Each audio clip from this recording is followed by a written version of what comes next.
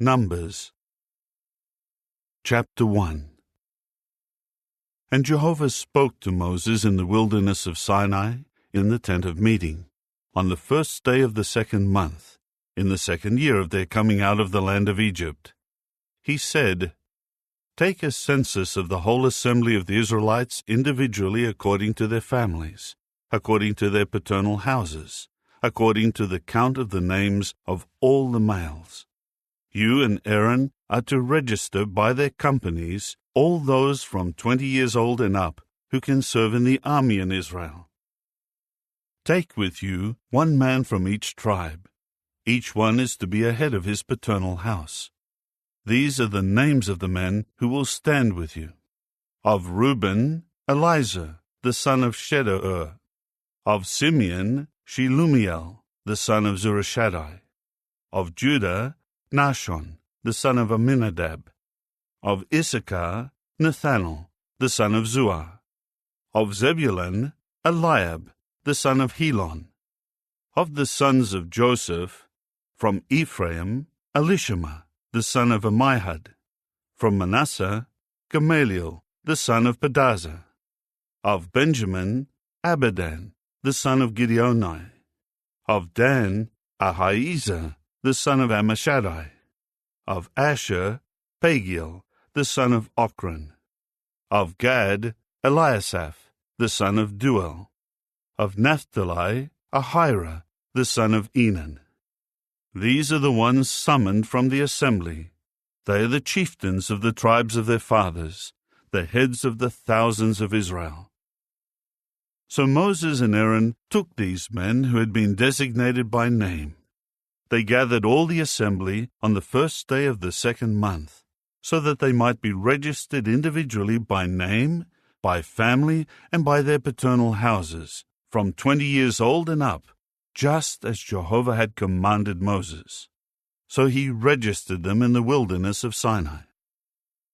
The sons of Reuben, the descendants of Israel's firstborn, were listed by name, by family, and by their paternal houses. All the males from 20 years old and up who could serve in the army were counted individually, and the number registered of the tribe of Reuben was 46,500. The descendants of Simeon were listed by name, by family, and by their paternal houses. All the males from 20 years old and up who could serve in the army were counted individually, and the number registered of the tribe of Simeon was 59,300. The descendants of Gad were listed by name, by family, and by their paternal houses. All the males from 20 years old and up who could serve in the army were counted, and the number registered of the tribe of Gad was 45,650. The descendants of Judah were listed by name, by family, and by their paternal houses. All the males from 20 years old and up who could serve in the army were counted, and the number registered of the tribe of Judah was 74,600. The descendants of Issachar were listed by name, by family, and by their paternal houses.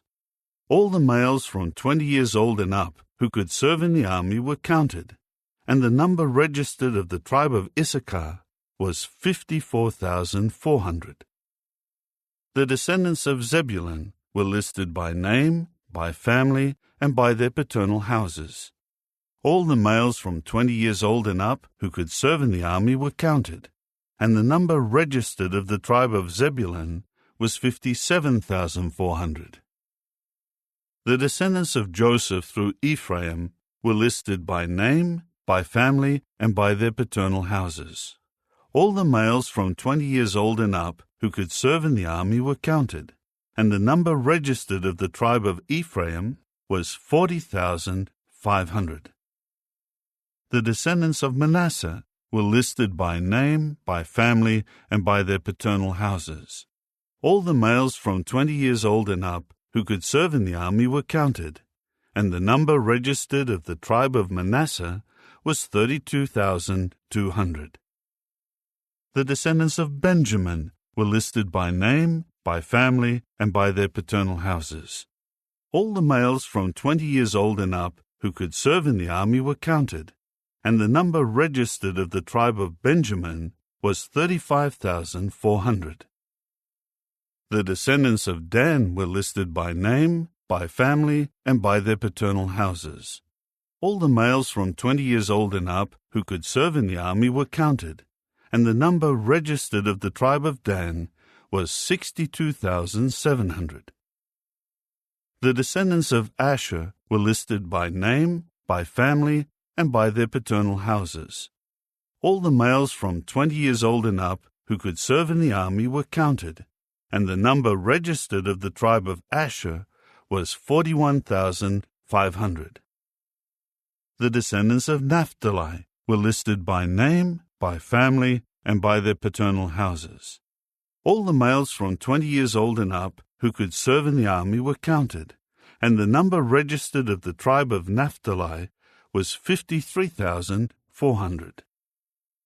These were registered by Moses, together with Aaron and the 12 chieftains of Israel, each representing his paternal house. All the Israelites from 20 years old and up who could serve in the army in Israel were registered by their paternal house, and the total number registered was 603,550. But the Levites were not registered in among them by the tribe of their fathers. So Jehovah told Moses, "Only the tribe of Levi you are not to register, and you should not include the number of them along with the other Israelites. You should appoint the Levites over the tabernacle of the testimony, and over all its utensils and over everything that belongs to it. They will carry the tabernacle and all its utensils, and they will minister at it, and they are to camp around the tabernacle. Whenever the tabernacle is to be moved, the Levites should take it down, and when the tabernacle is to be reassembled, the Levites should set it up, and any unauthorized person who comes near should be put to death. Each Israelite should set up his tent in his assigned camp, each man according to his 3-tribe division by their companies.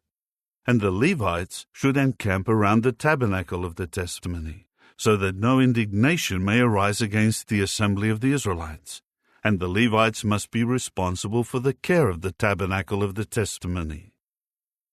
The people of Israel did all that Jehovah had commanded Moses. They did just so. Chapter 2. Jehovah now spoke to Moses and Aaron, saying, "The Israelites should encamp where their 3-tribe division is assigned, each man near the banner of his paternal house. They should camp facing the tent of meeting, all around it. Those camping on the east side, toward the sunrise, will be the 3-tribe division of the encampment of Judah, by their companies. The chieftain for the sons of Judah is Nahshon, the son of Amminadab. Those registered in his army are 74,600. Camping alongside him will be the tribe of Issachar. The chieftain for the sons of Issachar is Nethanel, the son of Zuar. Those registered in his army are 54,400.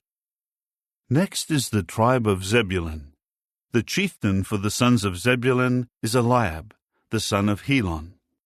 Those registered in his army are 57,400.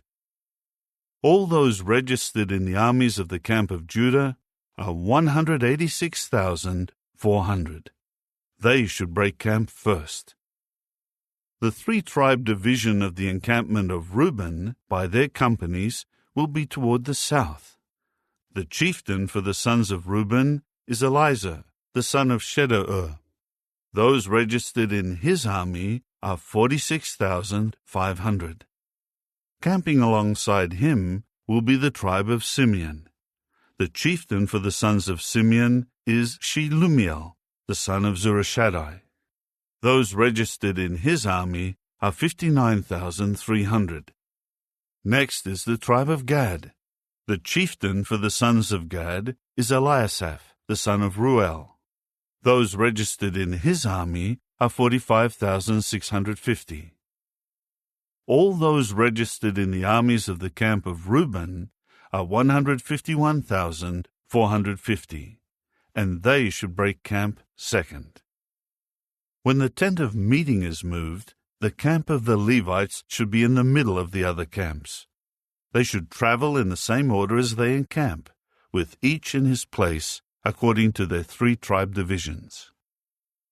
The 3-tribe division of the encampment of Ephraim, by their companies, will be toward the west. The chieftain for the sons of Ephraim is Elishama, the son of Ammihud.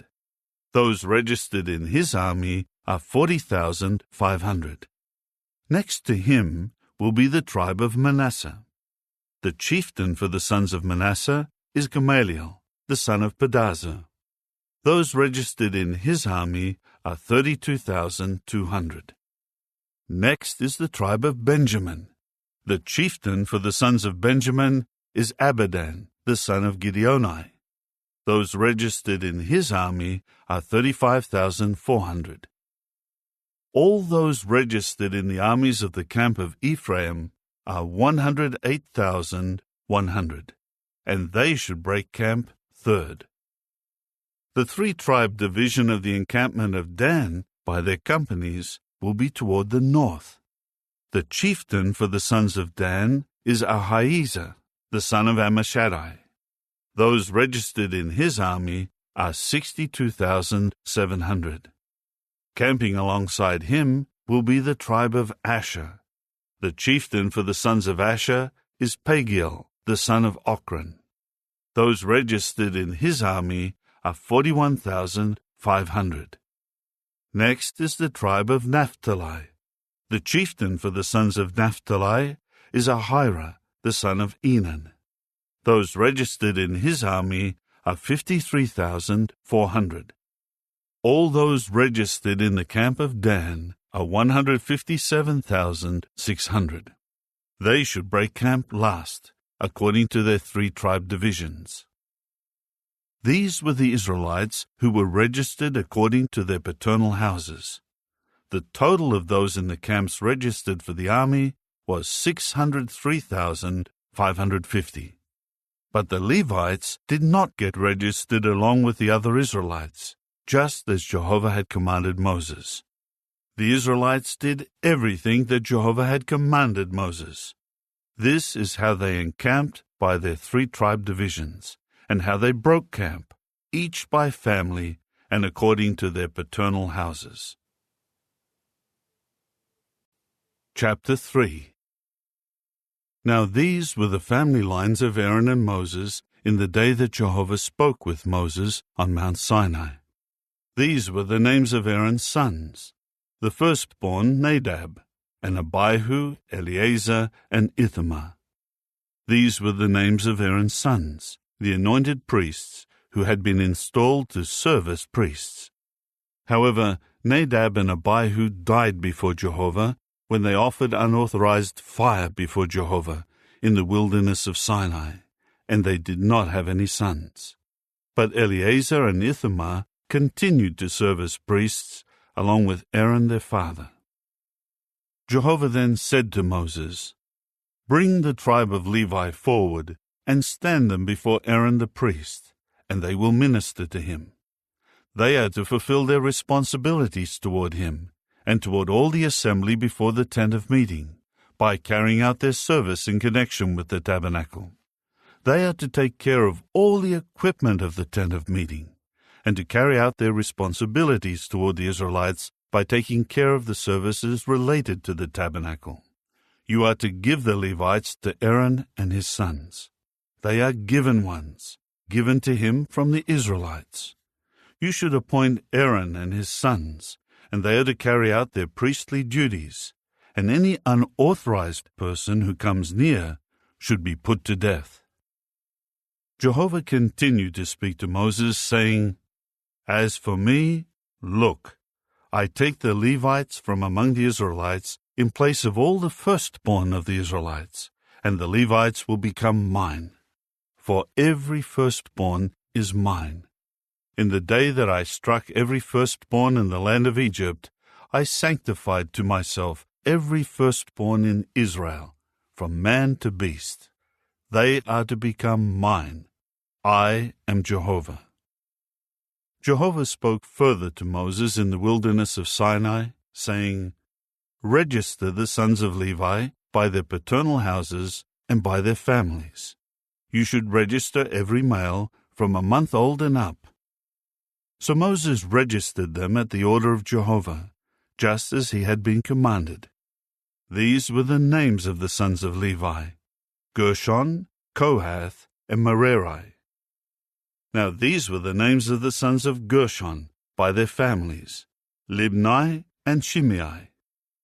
The sons of Kohath by their families were Amram, Izhar, Hebron, and Uzziel. The sons of Merari by their families were Mahli and Mushai. These were the families of the Levites by their paternal houses. From Gershon came the family of the Libnites and the family of the Shimeites. These were the families of the Gershonites.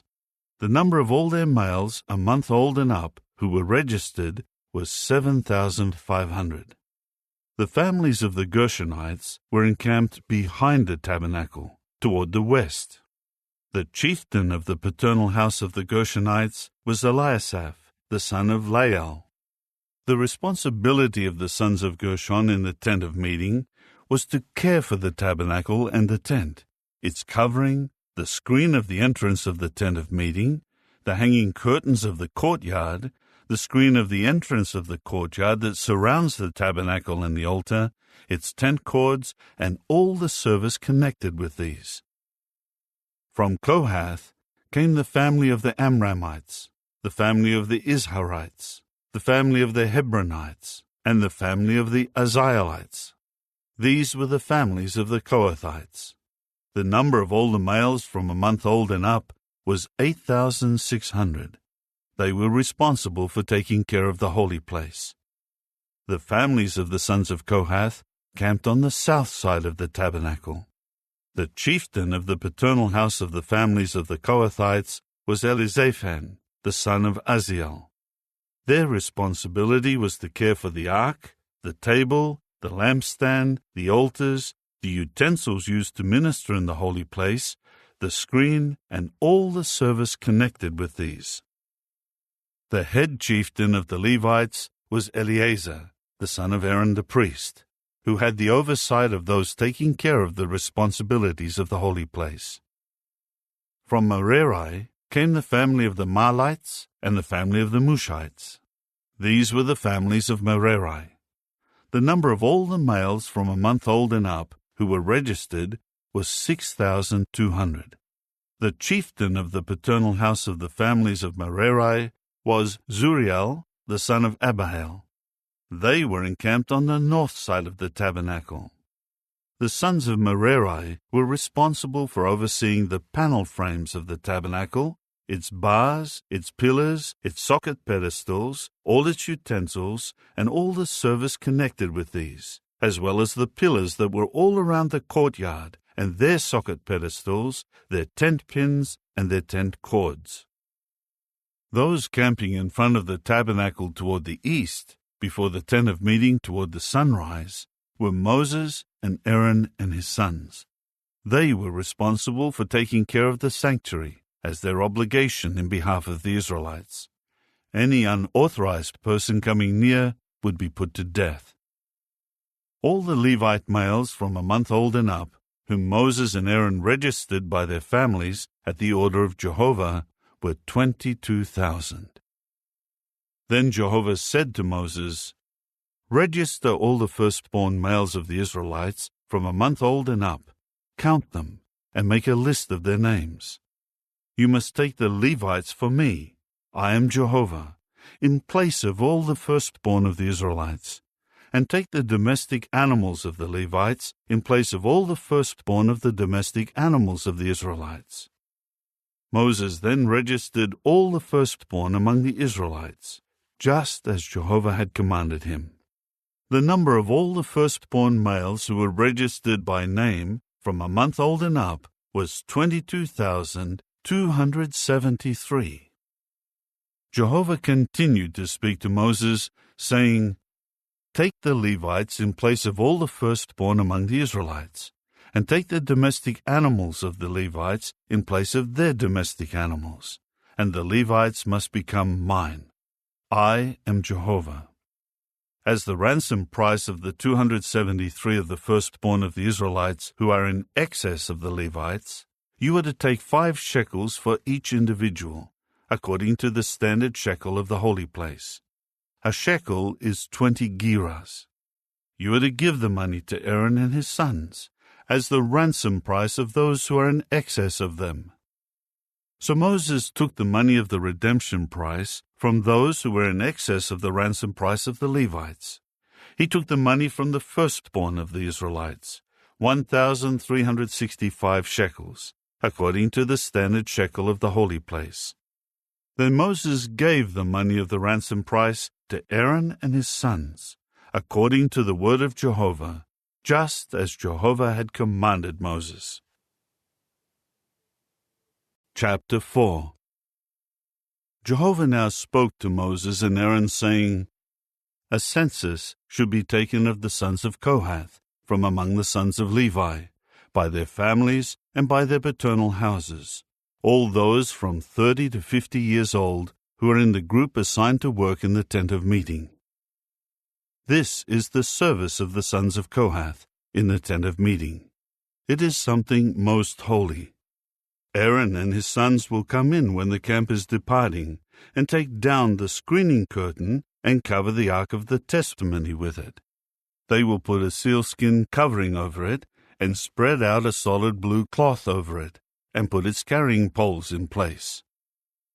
They will also spread out a blue cloth over the table of showbread, and they will put on it the dishes, the cups, the bowls, and the pitchers of the drink offering. The regular offering of bread should remain on it. They will spread out a scarlet cloth over them, and cover it with a sealskin covering, and put its carrying poles in place.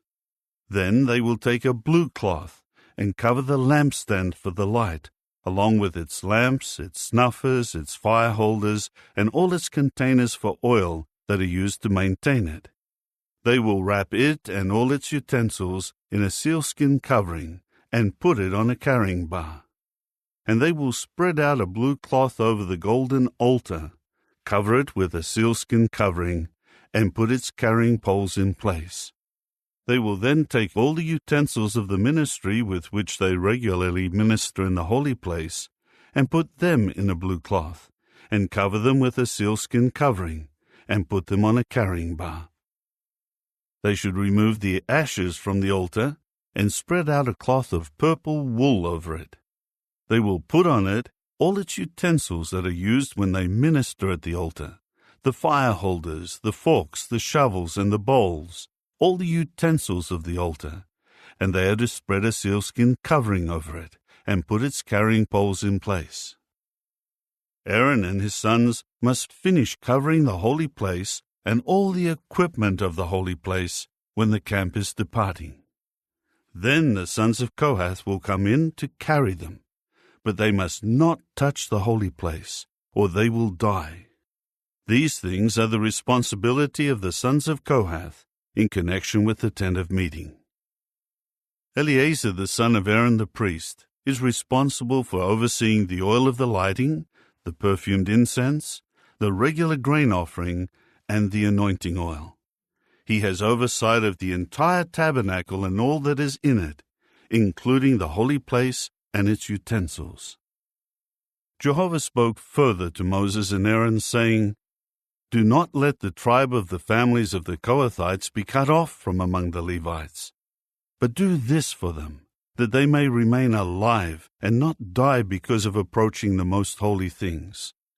Aaron and his sons will go in and assign each of them to his service and what he is to carry. They must not come in and see the holy things, even for an instant, or they will die. Then Jehovah spoke to Moses, saying, A census should be taken of the sons of Gershon, by their paternal houses and their families. You are to register all those from 30 to 50 years old, who are in the group assigned to serve in the tent of meeting. This is what the families of the Gershonites are assigned to care for and to carry. They will carry the tent cloths of the tabernacle, the tent of meeting, its covering and the sealskin covering that is on top over it, the screen of the entrance of the tent of meeting, the hanging curtains of the courtyard, the screen of the entrance of the courtyard that surrounds the tabernacle and the altar, their tent cords, and all their utensils and everything used in its service. This is their assignment. All the service and the loads of the Gershonites should be overseen by Aaron and his sons. You will assign all these loads as their responsibility. This is the service that the families of the Gershonites are to carry out in the tent of meeting, and their responsibilities are under the direction of Ithamar, the son of Aaron the priest. As for the sons of Merari, you will register them by family and by their paternal house. From 30 to 50 years old, you will register them, all who are in the group assigned to the service of the tent of meeting. This is what they are responsible for carrying in connection with their service at the tent of meeting: the panel frames of the tabernacle, its bars, its pillars, its socket pedestals, the pillars of the surrounding courtyard, their socket pedestals, their tent pins, and their tent cords, together with all their equipment, and all the service connected with these. You will assign to them by name the equipment they are responsible for carrying. This is how the families of the sons of Merari are to serve at the tent of meeting, under the direction of Ithamar, the son of Aaron the priest.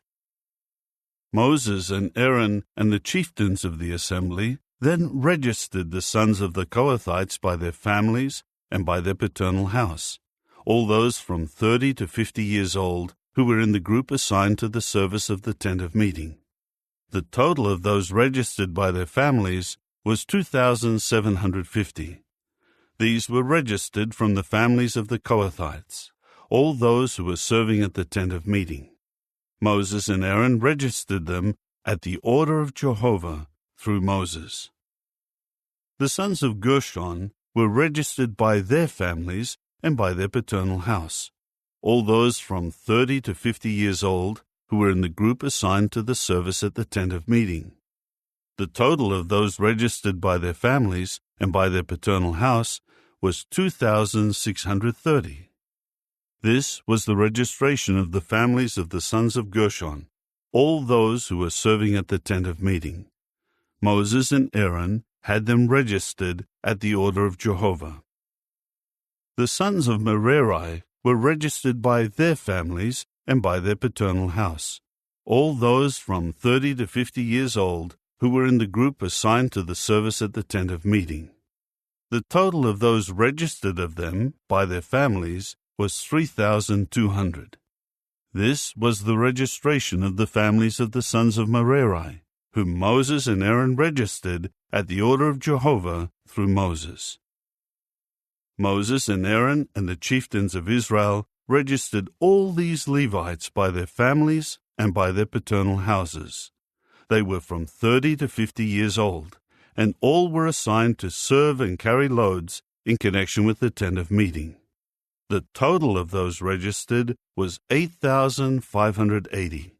They were registered at the order of Jehovah through Moses, each according to his assigned service and his load. They were registered just as Jehovah had commanded Moses. Chapter 5. Jehovah spoke further to Moses, saying, "Command the Israelites to send out of the camp every leprous person, and everyone having a discharge, and everyone unclean by a dead person. Whether a male or a female, you should send them out. You should send them outside the camp, so that they may not contaminate the camps of those in whose midst I am dwelling." Therefore the Israelites did so, and sent them outside the camp. Just as Jehovah told Moses, so the Israelites did. Jehovah continued speaking to Moses, saying, "Tell the Israelites, if a man or a woman commits any of the sins of mankind and acts unfaithfully toward Jehovah, that person has become guilty.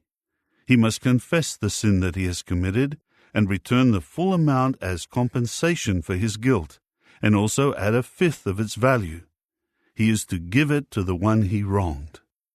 But if the victim does not have a close relative to receive the compensation, it should be returned to Jehovah and will belong to the priest, apart from the ram of atonement with which he will make atonement for him.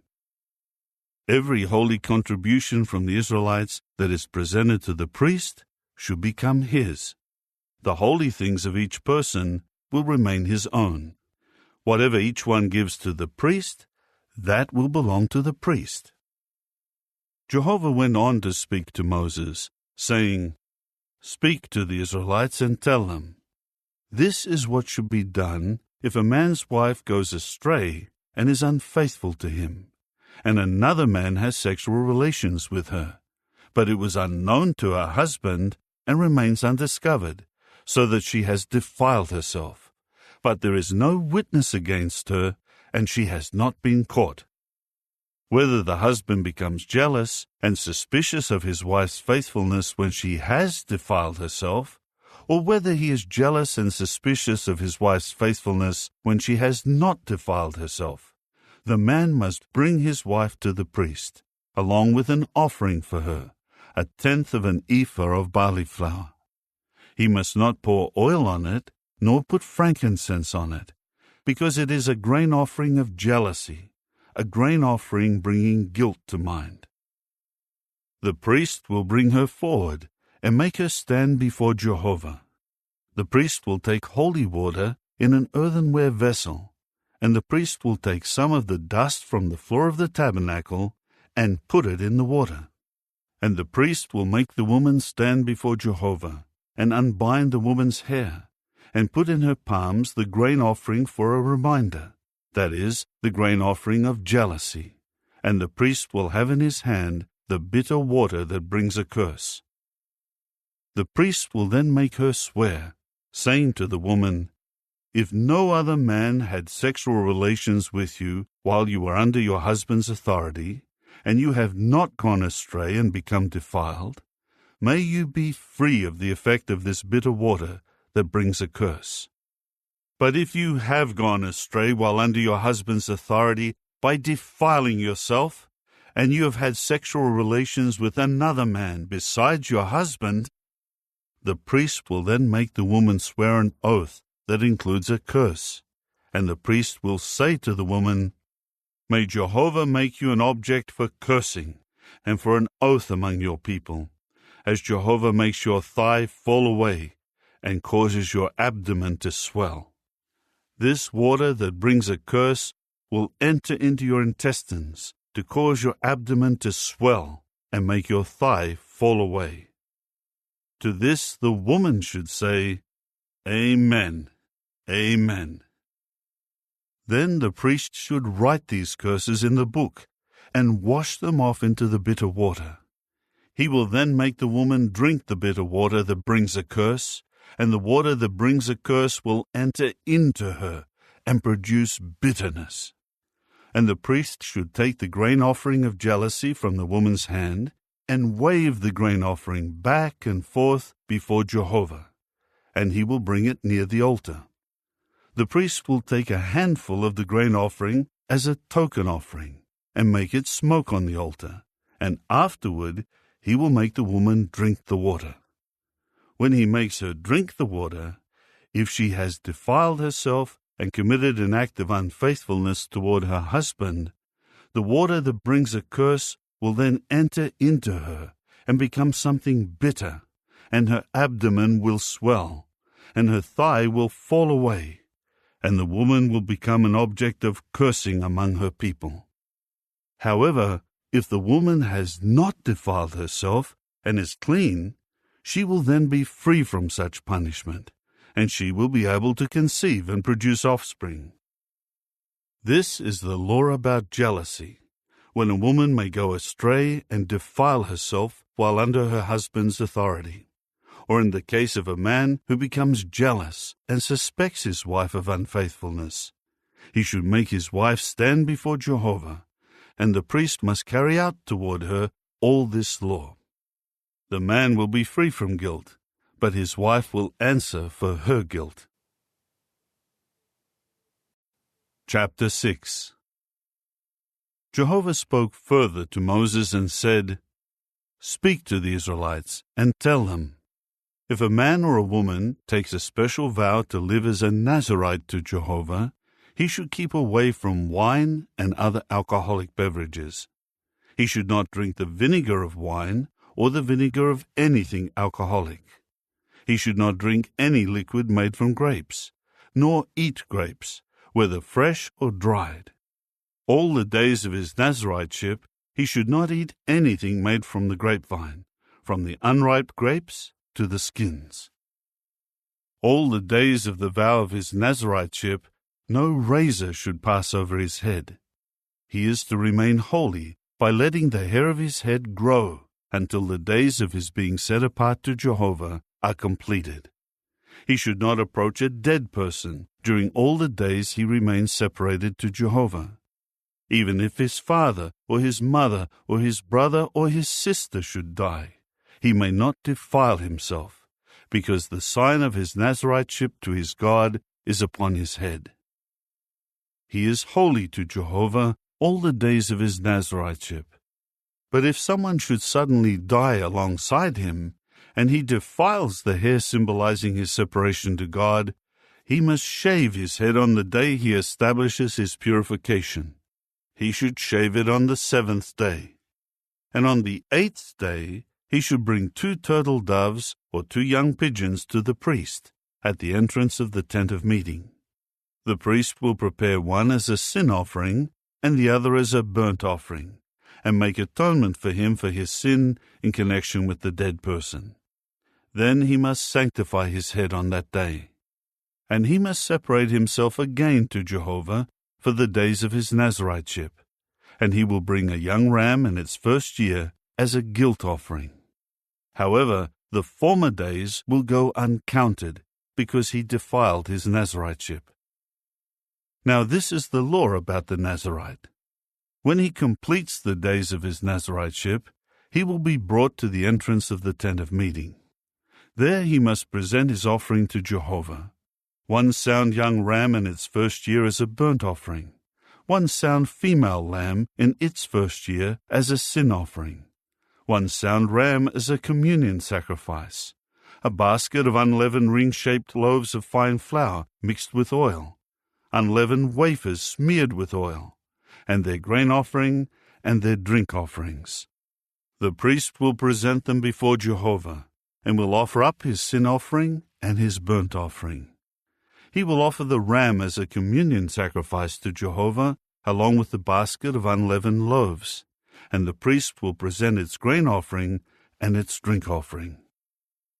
The Nazirite must then shave the uncut hair of his head at the entrance of the tent of meeting, and he will take the hair of his head grown during his Naziriteship and put it on the fire that is under the communion sacrifice.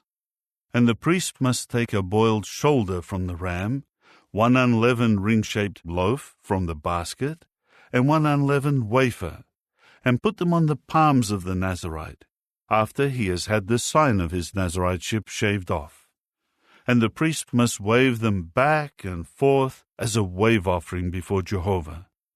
It is something holy for the priest, along with the breast of the wave offering and the leg of the contribution. Afterward, the Nazirite may drink wine. This is the law about the Nazirite who makes a vow. If he vows and can afford to make an offering to Jehovah that is beyond the requirements of his Naziriteship, he must then carry out his vow, out of regard for the law of his Naziriteship. Then Jehovah said to Moses, "Tell Aaron and his sons, this is the way you should bless the people of Israel. Say to them, May Jehovah bless you and safeguard you.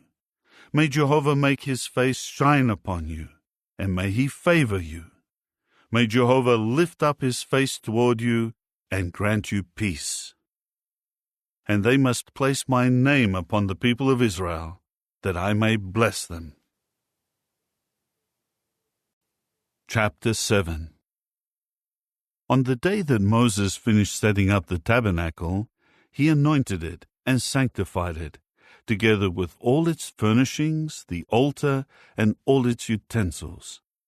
When he had anointed and sanctified these things, the chieftains of Israel, the heads of their paternal houses, made an offering. These chieftains of the tribes, who presided over the registration, brought before Jehovah their offering of 6 covered wagons and 12 oxen, a wagon for 2 chieftains, and a bull for each one, and they presented them before the tabernacle.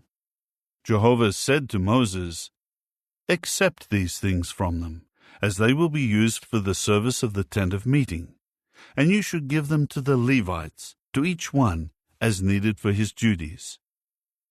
So Moses accepted the wagons and the cattle and gave them to the Levites. He gave 2 wagons and 4 oxen to the sons of Gershon, according to what was needed for their duties. And he gave 4 wagons and 8 oxen to the sons of Merari, according to what was needed for their duties, under the direction of Ithamar, the son of Aaron the priest. But he did not give any to the sons of Kohath, because their duties involved the service of the holy place, and they carried the holy things on their shoulders. Now the chieftains made their presentation at the inauguration of the altar, on the day it was anointed.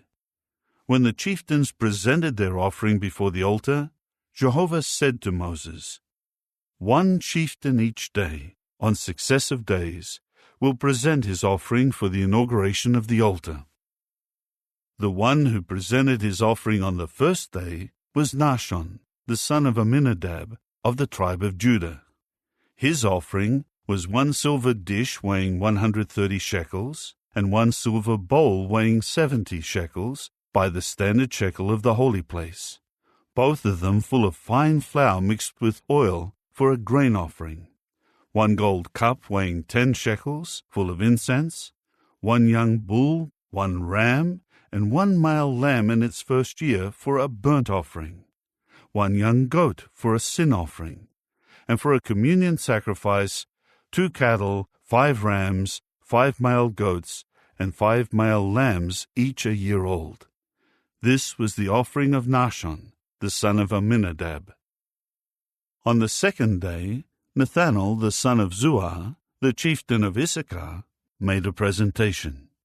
He presented as his offering 1 silver dish weighing 130 shekels, and 1 silver bowl weighing 70 shekels by the standard shekel of the holy place, both of them full of fine flour mixed with oil for a grain offering, 1 gold cup weighing 10 shekels, full of incense, 1 young bull, 1 ram, and 1 male lamb in its first year for a burnt offering, 1 young goat for a sin offering, and for a communion sacrifice, 2 cattle, 5 rams, 5 male goats, and 5 male lambs, each a year old. This was the offering of Nethanel, the son of Zuar. On the third day, the chieftain for the sons of Zebulun, Eliab, the son of Helon, made his offering of 1 silver dish weighing 130 shekels, and 1 silver bowl weighing 70 shekels by the standard shekel of the holy place, both of them full of fine flour mixed with oil for a grain offering, 1 gold cup weighing 10 shekels, full of incense, 1 young bull, 1 ram, and 1 male lamb in its first year for a burnt offering, 1 young goat for a sin offering, and for a communion sacrifice, 2 cattle, 5 rams, 5 male goats, and 5 male lambs, each a year old. This was the offering of Eliab, the son of Helon. On the fourth day, the chieftain for the sons of Reuben, Elizur, the son of Shedeur, made his offering of 1 silver dish weighing 130 shekels, and 1 silver bowl weighing 70 shekels, by the standard shekel of the holy place, both of them full of fine flour mixed with oil for a grain offering, 1 gold cup weighing 10 shekels, full of incense, 1 young bull, 1 ram, and 1 male lamb in its first year for a burnt offering, 1 young goat for a sin offering, and for a communion sacrifice, 2 cattle, 5 rams, 5 male goats, and 5 male lambs, each a year old. This was the offering of Eleazar, the son of Shedeur. On the 5th day, the chieftain for the sons of Simeon, Shelumiel, the son of Zurishaddai, made his offering of 1 silver dish weighing 130 shekels, and 1 silver bowl weighing 70 shekels, by the standard shekel of the holy place, both of them full of fine flour mixed with oil for a grain offering, 1 gold cup weighing 10 shekels, full of incense, 1 young bull, 1 ram, and 1 male lamb in its first year for a burnt offering, 1 young goat for a sin offering, and for a communion sacrifice, 2 cattle, 5 rams, 5 male goats, and 5 male lambs, each a year old. This was the offering of Shelumiel, the son of Zurishaddai. On the 6th day, the chieftain for the sons of Gad, Eliasaph, the son of Deuel, made his offering of 1 silver dish weighing 130 shekels, and 1 silver bowl weighing 70 shekels, by the standard shekel of the holy place, both of them full of fine flour mixed with oil for a grain offering, 1 gold cup weighing 10 shekels, full of incense, 1 young bull, 1 ram, and 1 male lamb in its first year for a burnt offering, 1 young goat for a sin offering, and for a communion sacrifice, 2 cattle, 5 rams, 5 male goats, and 5 male lambs, each a year old. This was the offering of Eliasaph, the son of Deuel. On the 7th day, the chieftain for the sons of Ephraim, Elishama, the son of Ammihud, made his offering of 1 silver dish weighing 130 shekels, and 1 silver bowl weighing 70 shekels, by the standard shekel of the holy place, both of them full of fine flour mixed with oil for a grain offering, 1 gold cup weighing 10 shekels, full of incense, 1 young bull, 1 ram, and 1 male lamb in its first year for a burnt offering, 1 young goat for a sin offering, and for a communion sacrifice, 2 cattle, 5 rams, 5 male goats, and 5 male lambs, each a year old. This was the offering of Elishama, the son of Ammihud.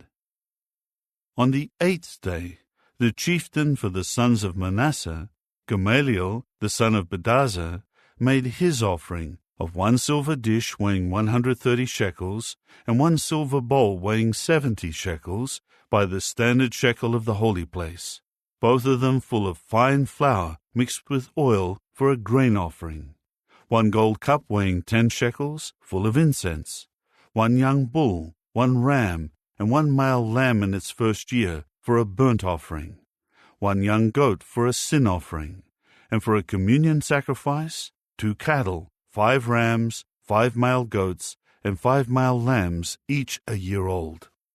This was the offering of Gamaliel, the son of Pedazur.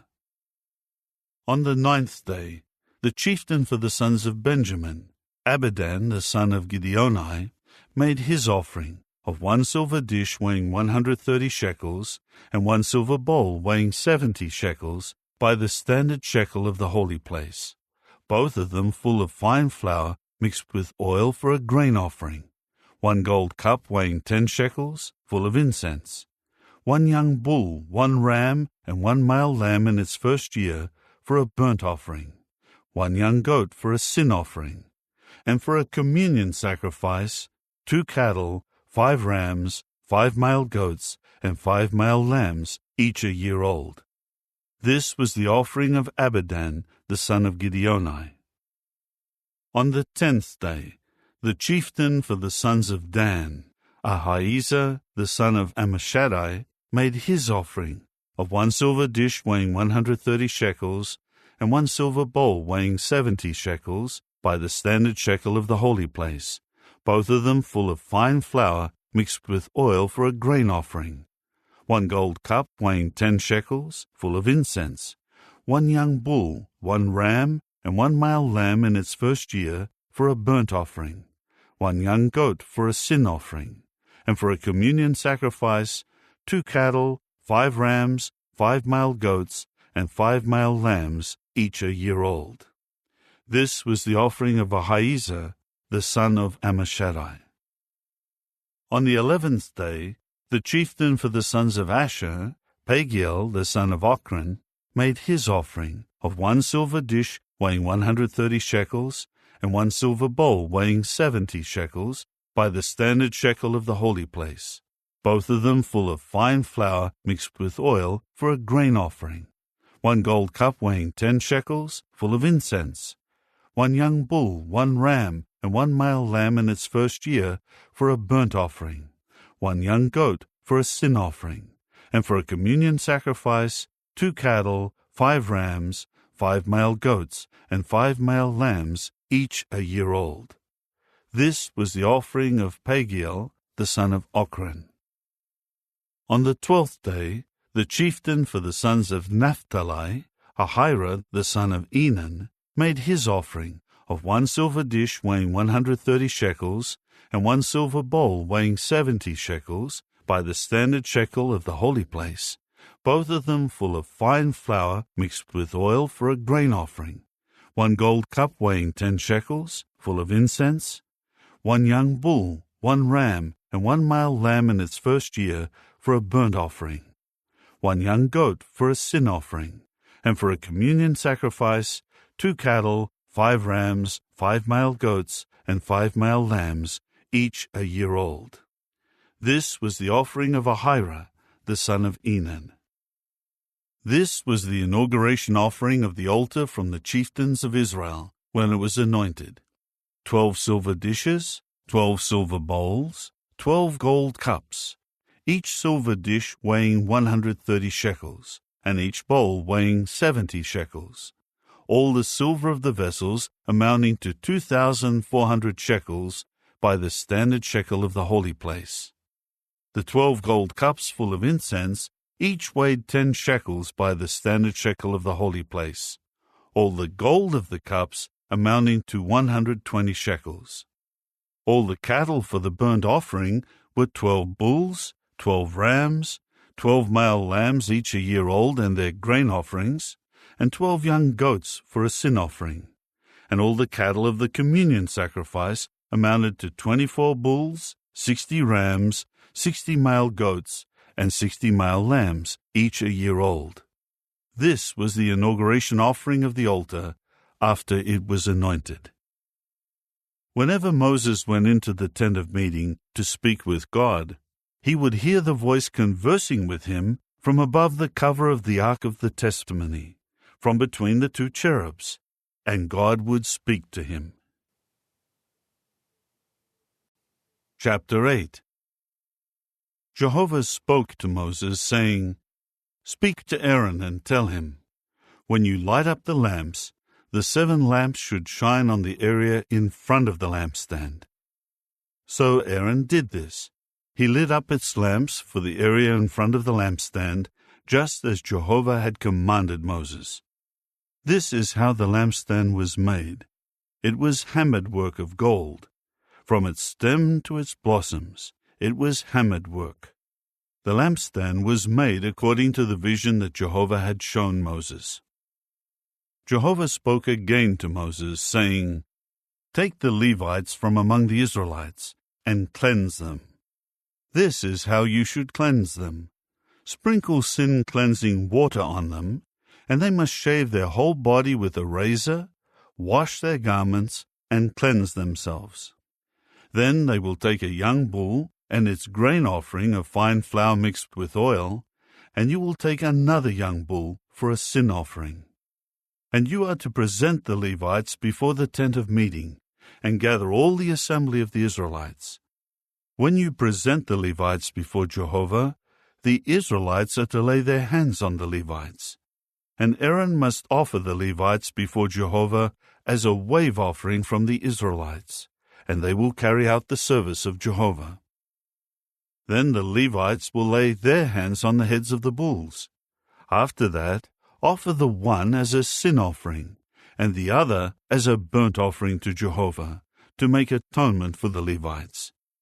And you will have the Levites stand before Aaron and his sons, and offer them as a wave offering to Jehovah.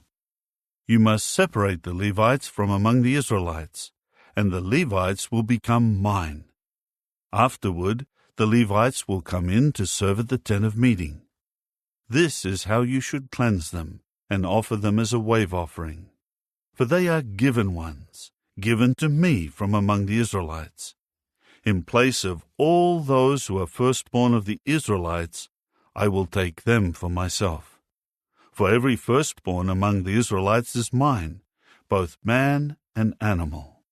I sanctified them to myself on the day I struck down every firstborn in the land of Egypt. I will take the Levites in place of all the firstborn among the Israelites. I will give the Levites as given ones to Aaron and his sons from among the Israelites to carry out the service in behalf of the Israelites at the tent of meeting, and to make atonement for the Israelites, so that no plague may occur among the Israelites, because the people of Israel come near the holy place. Moses and Aaron and all the assembly of the Israelites did this with the Levites. In accord with all that Jehovah had commanded Moses regarding the Levites, that is what the Israelites did with them. So the Levites purified themselves and washed their garments, after which Aaron offered them as a wave offering before Jehovah. Then Aaron made atonement for them to cleanse them.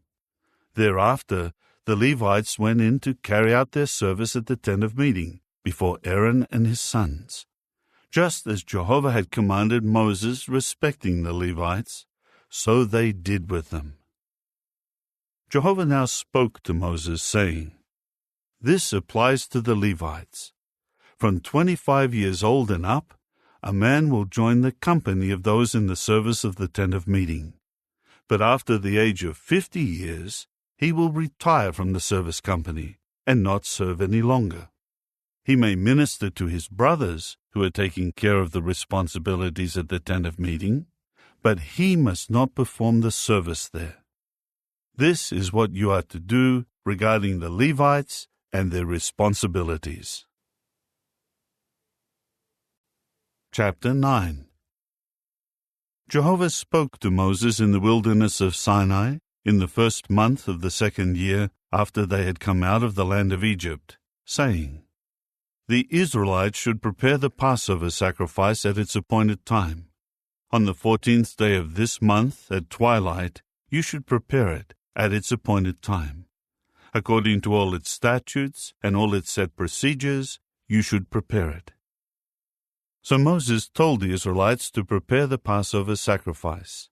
Then they prepared the Passover sacrifice in the first month on the 14th day of the month at twilight in the wilderness of Sinai. According to all that Jehovah had commanded Moses, so the Israelites did. Now there were men who had become unclean by touching a dead body, so that they were not able to prepare the Passover sacrifice on that day. So those men presented themselves before Moses and Aaron on that day and said to him, We are unclean because of touching a dead body. Why should we be kept from presenting the offering to Jehovah at its appointed time among the Israelites?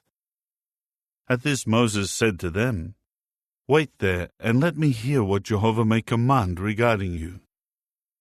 Then Jehovah said to Moses, Tell the Israelites, although any man among you, or of your future generations, should become unclean by touching a dead body, or should be off on a distant journey, he must still prepare the Passover sacrifice to Jehovah. They should prepare it in the second month, on the 14th day at twilight. They should eat it together with unleavened bread and bitter greens. They must not let any of it remain until morning, and they should not break any bone in it. They should prepare it according to every statute regarding the Passover. But if a man was clean or was not off on a journey and neglected to prepare the Passover sacrifice, that person must then be cut off from his people, because he did not present the offering of Jehovah at its appointed time. That man will answer for his sin. And if a foreign resident is residing with you, he should also prepare the Passover sacrifice to Jehovah. He should do so according to the statute of the Passover and its set procedure. There should exist one statute for you, both for the foreign resident and for the native of the land. Now on the day the tabernacle was set up, the cloud covered the tabernacle, the tent of the testimony.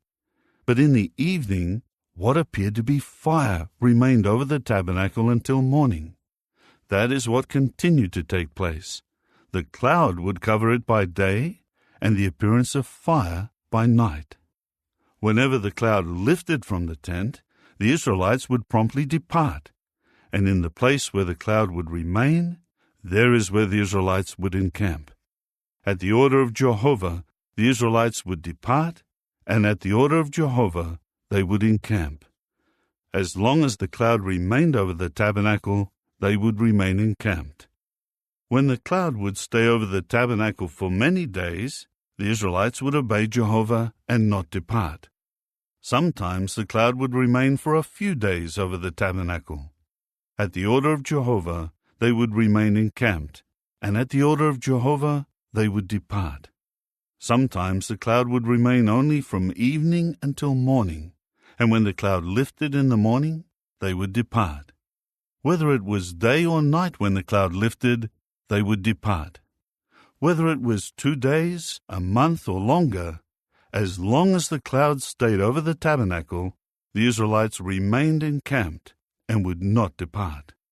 But when it lifted, they would depart. At the order of Jehovah they would encamp, and at the order of Jehovah they would depart. They kept their obligation to Jehovah at the order of Jehovah through Moses. Chapter 10. Jehovah then said to Moses, "Make 2 trumpets for yourself. Make them of hammered silver, and use them to summon the assembly, and to break up the camps.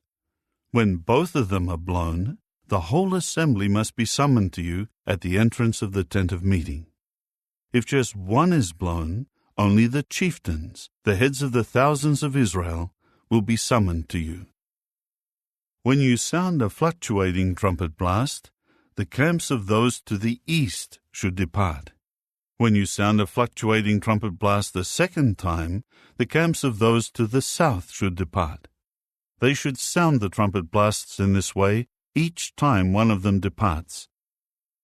Now when calling the congregation together, you should blow the trumpets, but not with fluctuating blasts. Aaron's sons, the priests, should blow the trumpets, and the use of them will serve as a lasting statute for you throughout your generations. If you should go to war in your land against an oppressor who is harassing you, you should sound a war call on the trumpets, and you will be remembered by Jehovah your God and be saved from your enemies. Also, on your joyous occasions, your festivals, and at the beginning of your months, you are to sound the trumpets over your burnt offerings and your communion sacrifices. They will serve as a reminder for you before your God. I am Jehovah your God. Now in the 2nd year, in the 2nd month, on the 20th day of the month, the cloud lifted from over the tabernacle of the testimony.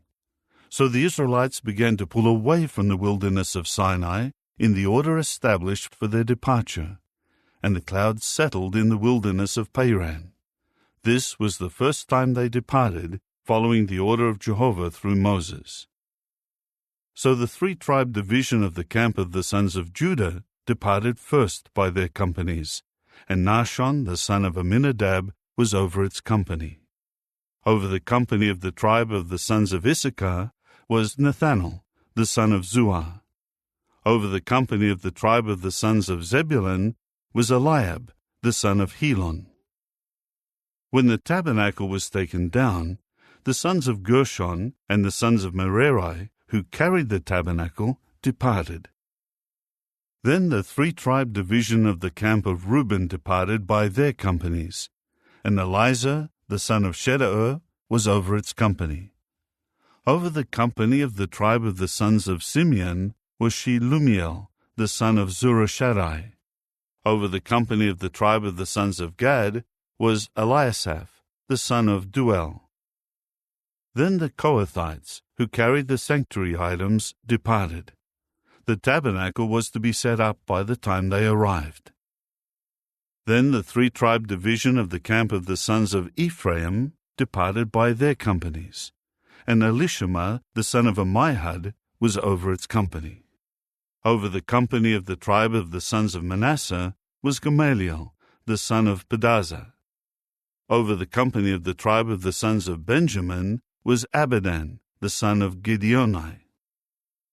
Then the 3-tribe division of the camp of the sons of Dan departed by their companies, forming the rear guard for all the camps, and Ahiezer, the son of Ammishaddai, was over its company. Over the company of the tribe of the sons of Asher was Pagiel, the son of Ochran. Over the company of the tribe of the sons of Naphtali was Ahira, the son of Enan. This was the order of departure that the Israelites and their companies followed when they would depart. Then Moses said to Hobab, the son of Ruel, the Midianite, the father-in-law of Moses, "We are setting out for the place about which Jehovah said, 'I will give it to you.' Do come with us, and we will treat you well, because Jehovah has promised good things for Israel." But he said to him, "I will not go. I will return to my own country and to my relatives." At this he said, "Please do not leave us, for you know where we should camp in the wilderness, and you can serve as our guide. And if you do come with us, whatever goodness Jehovah shows to us, we will surely show to you." So they began marching from the mountain of Jehovah for a journey of 3 days, and the ark of Jehovah's covenant traveled before them for the 3-day journey, to search out a resting place for them. And Jehovah's cloud was over them by day, when they set out from the encampment. Whenever the ark was moved, Moses would say, "Rise up, O Jehovah, and let your enemies be scattered, and let those who hate you flee from before you." And when it would rest, he would say, "Do return, O Jehovah, to the countless thousands of Israel." Chapter 11. Now the people began to complain bitterly before Jehovah. When Jehovah heard it, his anger flared, and a fire from Jehovah began to blaze against them, and to consume some on the outskirts of the camp. When the people began to cry out to Moses, he made supplication to Jehovah, and the fire died out. So that place was given the name Taberah, because a fire from Jehovah had blazed against them. The mixed crowd who were in their midst then expressed selfish longing, and the Israelites too began to weep again and say, "Who will give us meat to eat?" How fondly we remember the fish that we used to eat without cost in Egypt.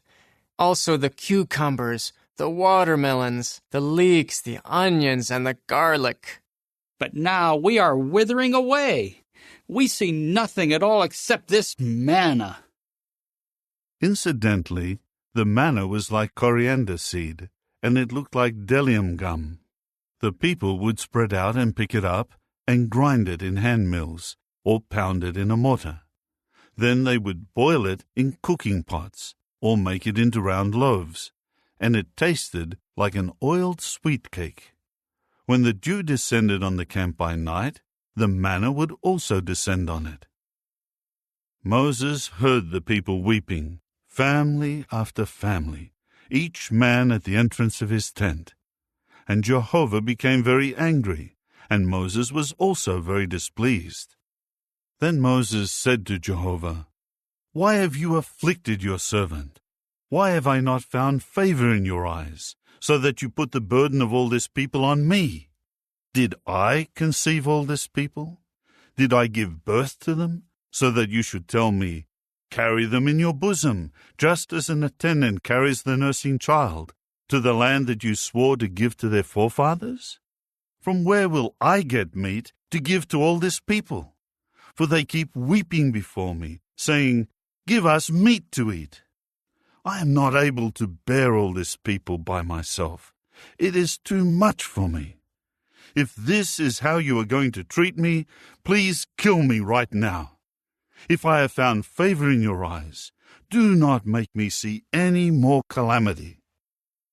Jehovah replied to Moses, Gather for me 70 men from the elders of Israel, men whom you recognize as elders and officials of the people, and take them to the tent of meeting, and have them stand there with you. I will come down and speak with you there, and I will take away some of the spirit that is on you and place it on them, and they will help you in bearing the burden of the people, so that you may not have to bear it alone. You should say to the people, Sanctify yourselves for tomorrow, for you will certainly eat meat, because you have wept in Jehovah's hearing, and have said, Who will give us meat to eat? It was better for us in Egypt. Jehovah will certainly give you meat, and you will eat.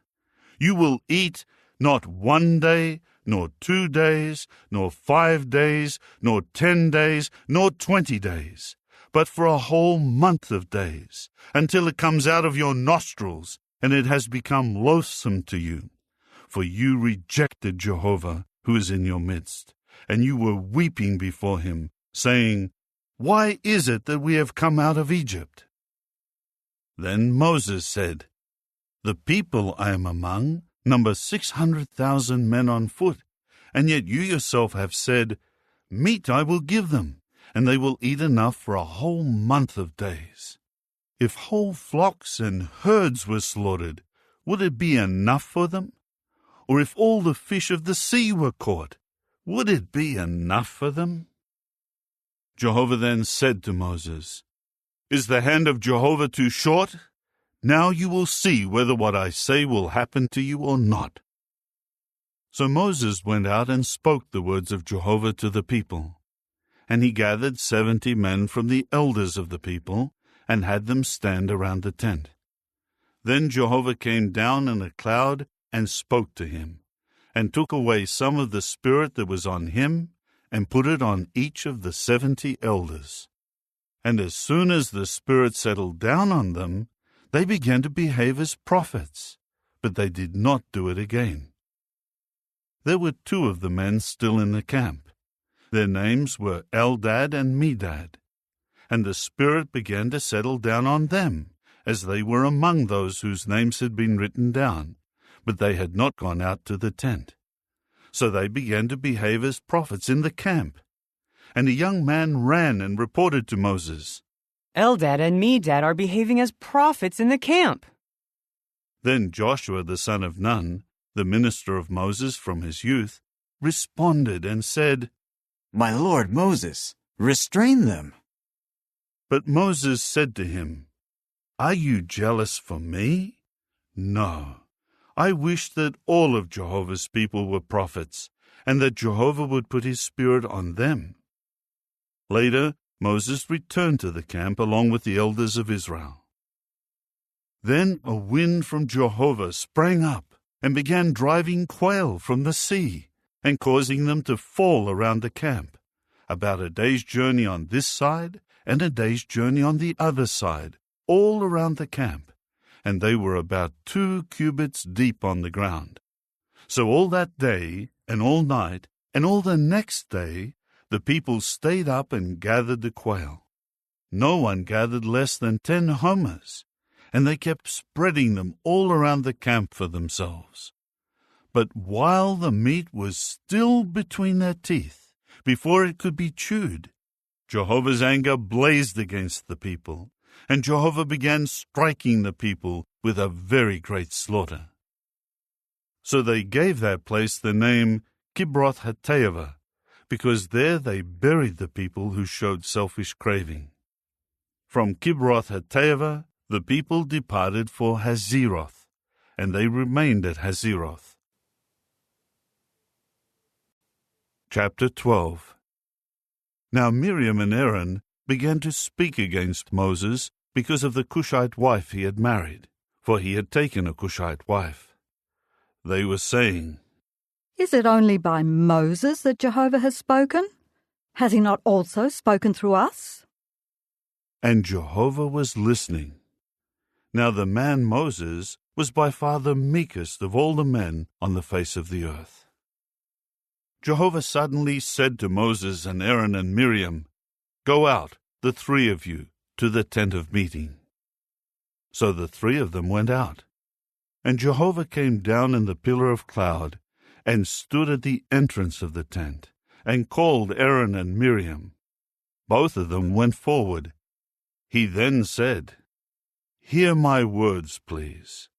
If there was a prophet of Jehovah among you, I would make myself known to him in a vision, and I would speak to him in a dream. But it is not that way with my servant Moses. He is being entrusted with all my house. Face to face I speak to him, openly, not by riddles, and the appearance of Jehovah is what he sees. Why then did you not fear to speak against my servant, against Moses?" So Jehovah's anger burned against them, and he departed from them.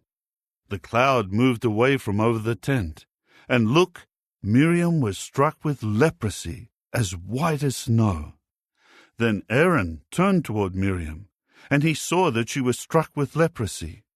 Immediately Aaron said to Moses, "I beg you, my lord, please do not hold this sin against us. We have acted foolishly in what we have done. Please, do not let her continue like someone dead, whose flesh is half eaten away at birth." And Moses began to cry out to Jehovah, saying, "O God, please heal her, please." Jehovah replied to Moses, "If her father would spit directly in her face, would she not be humiliated for 7 days? Let her be quarantined for 7 days outside the camp, and afterward she may be brought back in."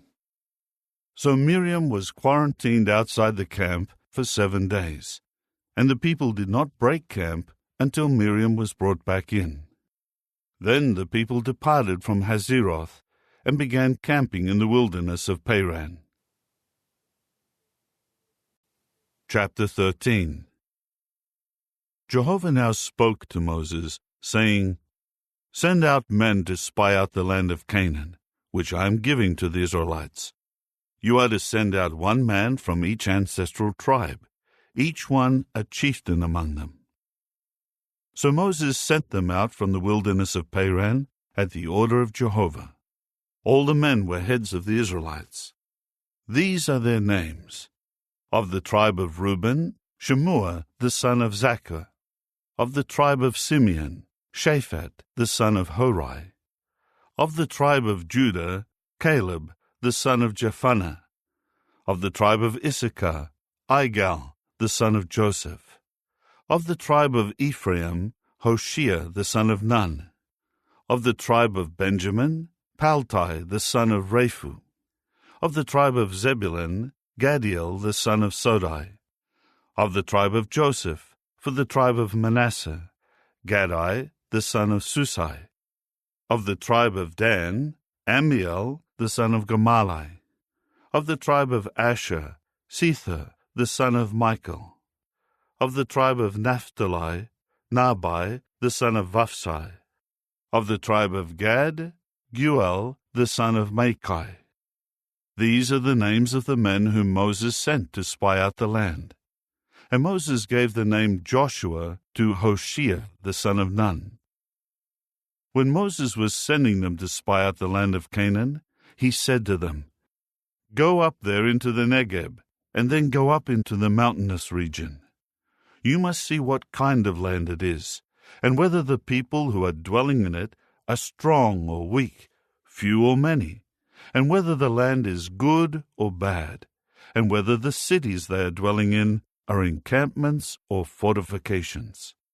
And find out whether the land is rich or poor, and whether there are trees in it or not. You must be courageous and take some of the fruitage of the land." Now it was the season of the first ripe grapes. So they went up and spied out the land from the wilderness of Zin to Rehob, near Lebo-Hamath. When they went up into the Negeb, they came to Hebron, where Ahiman, Shishai, and Talmai, the Anakim, were living. Incidentally, Hebron had been built 7 years before Zoan of Egypt. When they came to the valley of Eshcol, There they cut down a branch with one cluster of grapes, which 2 of the men had to carry on a bar, as well as some of the pomegranates and figs. They called that place the Valley of Eshcol, because of the cluster that the Israelites cut down from there. At the end of 40 days, they returned from spying out the land. So they came back to Moses and Aaron and all the assembly of the Israelites in the wilderness of Paran, at Kadesh. They brought back a report to all the assembly and showed them the fruitage of the land. This is what they reported to Moses. We entered the land into which you sent us, and it is indeed flowing with milk and honey, and this is its fruitage. Nevertheless, the people who dwell in the land are strong, and the fortified cities are very great. We also saw the Anakim there. The Amalekites are dwelling in the land of the Negeb, and the Hittites, the Jebusites, and the Amorites are dwelling in the mountainous region, and the Canaanites are dwelling by the sea and along the Jordan. Then Caleb tried to calm the people as they stood before Moses by saying, "Let us go up immediately, and we are sure to take possession of it, because we can surely conquer it." But the men who went up with him said, "We are not able to go up against the people, because they are stronger than we are." And they kept on giving the Israelites a bad report about the land that they had spied out, saying, "The land that we passed through to spy out is a land that devours its inhabitants, and all the people whom we saw in it are men of extraordinary size. And there we saw the Nephilim, the sons of Anak, who are from the Nephilim. And in comparison, we seemed like grasshoppers, both to us and to them." Chapter 14. Then all the assembly raised their voice, and the people continued crying out and weeping all through that night. All the Israelites began to murmur against Moses and Aaron, and the whole assembly spoke against them, saying, "If only we had died in the land of Egypt, or if only we had died in this wilderness." Why is Jehovah bringing us to this land to fall by the sword? Our wives and children will become plunder. Is it not better for us to return to Egypt? They were even saying to one another, "Let us appoint a leader and return to Egypt." At this Moses and Aaron fell with their faces to the ground before the whole assembled congregation of the Israelites. Joshua the son of Nun and Caleb the son of Jephunneh, who were among those who spied out the land, ripped their garments apart, and they said this to all the assembly of the Israelites: "The land that we passed through to spy out is a very, very good land. If Jehovah is pleased with us, He will certainly bring us into this land and give it to us, a land that is flowing with milk and honey." But you must not rebel against Jehovah, and you must not fear the people of the land, for we will devour them. Their protection has been removed from them, and Jehovah is with us. Do not fear them. However, all the assembly talked of stoning them. But Jehovah's glory appeared on the tent of meeting to all the people of Israel. Then Jehovah said to Moses, "How much longer will this people treat me without respect? And how much longer will they not put faith in me, in spite of all the signs that I performed among them? Let me strike them with pestilence and drive them away, and let me make you into a nation greater and mightier than they are." But Moses said to Jehovah, "Then the Egyptians, from whose midst you brought this people out by your power, will hear, and they will speak about it to the inhabitants of this land. These also have heard that you, Jehovah, are among this people, and have appeared to them face to face. You are Jehovah, and your cloud is standing over them, and you are going before them in the pillar of cloud by day, and in the pillar of fire by night. If you put this people to death all at once, the nations who have heard of your fame would say this: Jehovah was not able to bring this people into the land he swore to give them, so he slaughtered them in the wilderness. Please now, Jehovah, let your power be great, as you promised when you said, Jehovah, slow to anger and abundant in loyal love, pardoning error and transgression, but he will by no means leave the guilty unpunished, bringing punishment for the error of fathers upon sons, upon the third generation, and upon the fourth generation. Forgive, please, the error of this people according to your great loyal love, just as you have pardoned this people from Egypt until now. Then Jehovah said, I forgive them according to your word. But on the other hand, as surely as I live, all the earth will be filled with the glory of Jehovah. However, not one of the men who have seen my glory and my signs that I performed in Egypt and in the wilderness, and yet have kept testing me these 10 times, and have not listened to my voice, will ever see the land about which I swore to their fathers. No, not one of those treating me without respect will see it. But because my servant Caleb had a different spirit, and kept following after me wholeheartedly, I will certainly bring him into the land where he went, and his offspring will take possession of it. Since the Amalekites and the Canaanites are dwelling in the valley, you should turn back tomorrow, and set off for the wilderness by the way of the Red Sea. Jehovah then said to Moses and Aaron, How much longer will this evil assembly keep up this murmuring against me? I have heard what the Israelites are murmuring against me. Say to them, As surely as I live, declares Jehovah, I will do to you just what I have heard you speak. In this wilderness your corpses will fall, yes, the whole number of you, from 20 years old and up who were registered, all of you who have murmured against me. None of you will enter into the land that I swore to have you reside in, except Caleb the son of Jephunneh and Joshua the son of Nun. And I will bring in your children, who you said would become plunder, and they will get to know the land that you have rejected. But your own corpses will fall in this wilderness. Now your sons will become shepherds in the wilderness 40 years, and they will have to answer for your acts of unfaithfulness until the last one of your corpses falls in the wilderness.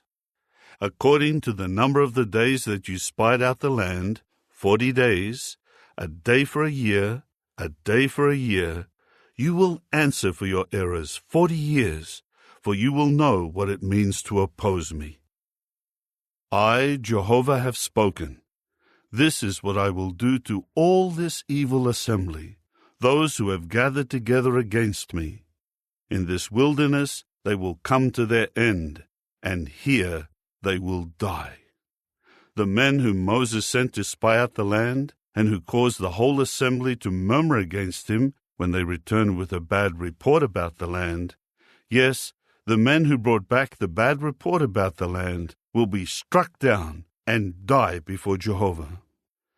But Joshua the son of Nun and Caleb the son of Jephunneh, who were among those who went to spy out the land, will certainly keep living.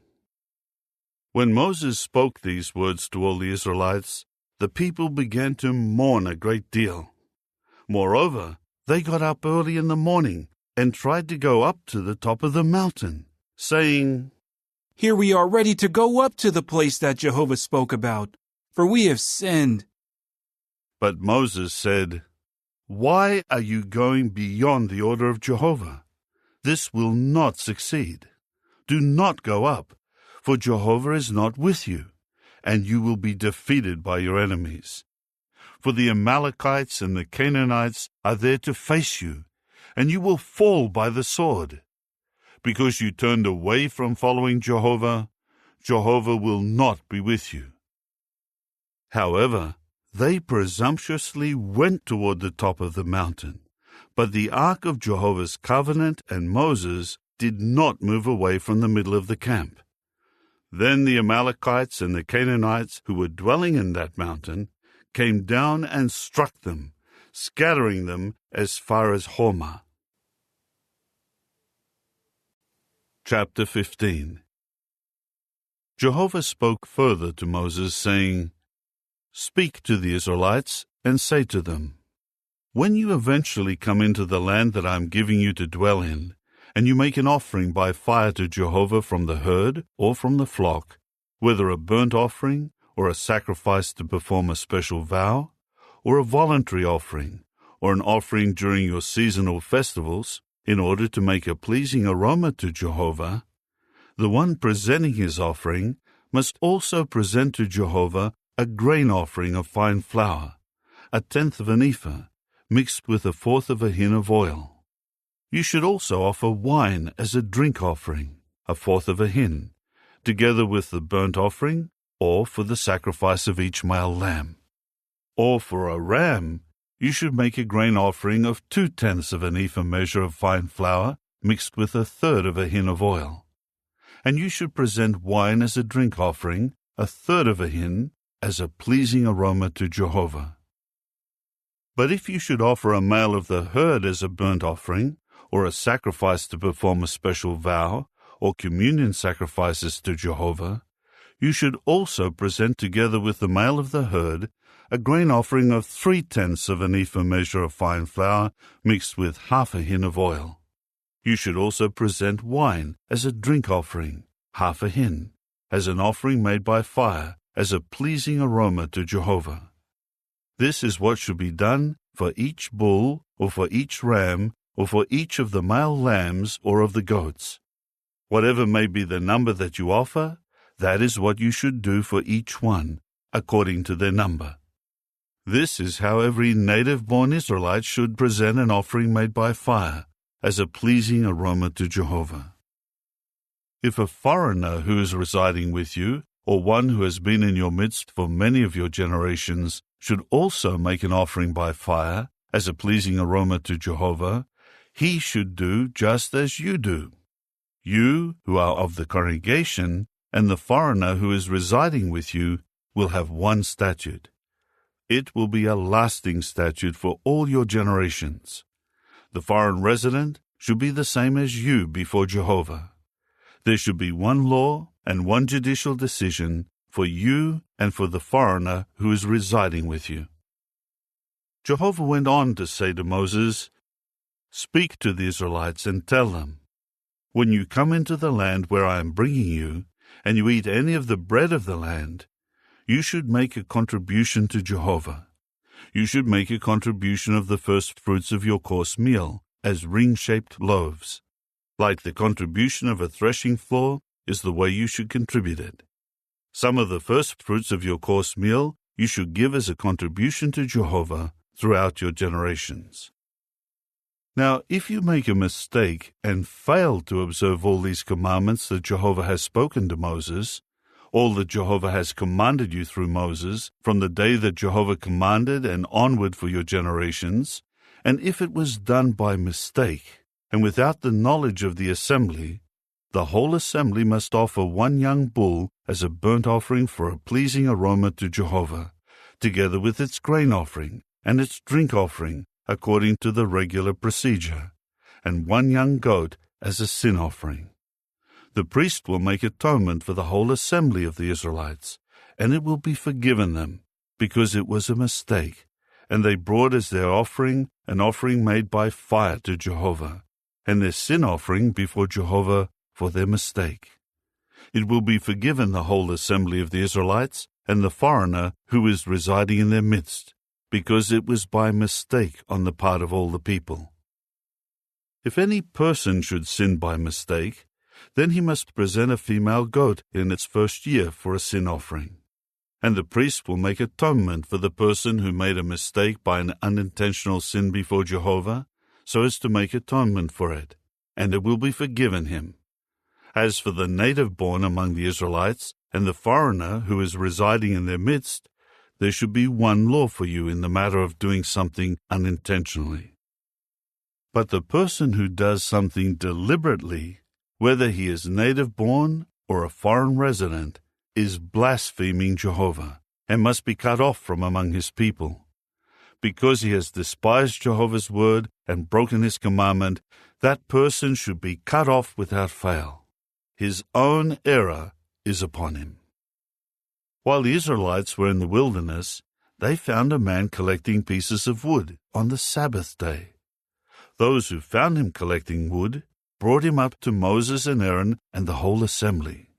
They committed him into custody, because it had not been specified what should be done to him. And Jehovah said to Moses, "The man should be put to death without fail, and the whole assembly should stone him outside the camp." So the whole assembly brought him outside the camp and stoned him so that he died, just as Jehovah had commanded Moses. Jehovah went on to say this to Moses, "Speak to the Israelites and tell them that they must make for themselves fringed edges on the skirts of their garments throughout their generations, and they are to put a blue string above the fringed edge of the skirt. You must have this fringed edge so that you will see it and remember all the commandments of Jehovah and observe them. You must not follow your own hearts and eyes, which are leading you to spiritual prostitution. This will help you remember, and you will observe all my commandments and be holy to your God. I am Jehovah your God, who brought you out of the land of Egypt in order to prove myself your God. I am Jehovah your God." Chapter 16.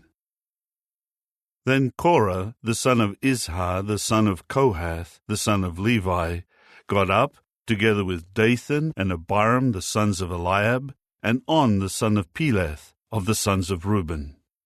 They rose up against Moses, along with 250 Israelite men, chieftains of the assembly, chosen ones of the congregation, prominent men.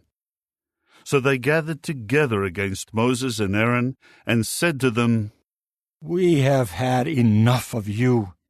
The whole assembly is holy, all of them, and Jehovah is in their midst. Why then should you exalt yourselves above the congregation of Jehovah?" When Moses heard this, he at once fell face down. Then he said to Korah and to all his supporters, "In the morning Jehovah will make known who belongs to him, and who is holy, and who should approach him, and whomever he may choose will approach him. Do this: take fire holders, Korah and all your supporters, and put fire in them, and place incense on them before Jehovah tomorrow. And the man whom Jehovah will choose, he is the Holy One. You sons of Levi have gone far enough." Moses then said to Korah, "Listen, please, you sons of Levi. Does it seem to you such a little thing that the God of Israel has separated you from the assembly of Israel and allowed you to approach him in order to perform the service of Jehovah's tabernacle and to stand before the assembly to minister to them, and that he brought you near to him along with all your brothers, the sons of Levi? Must you also try to secure the priesthood? For this reason, you and all your supporters who are gathering together are against Jehovah. As for Aaron, who is he that you should murmur against him?" Moses later sent for Dathan and Abiram, the sons of Eliab, but they said, "We are not going to come." Is it so little a thing that you have brought us up out of a land flowing with milk and honey to put us to death in the wilderness? Now do you also want to make yourself an absolute ruler over us? As it is, you have not brought us into any land flowing with milk and honey, or given us an inheritance of field and vineyard. Would you bore out the eyes of those men? We are not going to come." So Moses became very angry and said to Jehovah, "Do not turn to look at their grain offering. Not one donkey have I taken away from them, nor have I harmed one of them." Then Moses said to Korah, "Present yourself with all your supporters before Jehovah tomorrow, you and they and Aaron. Each one should take his fire holder and put incense on it, and each will present his fire holder before Jehovah, 250 fire holders, together with you and Aaron, each with his fire holder." So each of them took his fire holder, And they put fire and incense on them, and stood at the entrance of the tent of meeting, together with Moses and Aaron. When Korah had gathered his supporters against them at the entrance of the tent of meeting, Jehovah's glory appeared to all the assembly. Jehovah now told Moses and Aaron, "Separate yourselves from among this group, so that I may exterminate them in an instant."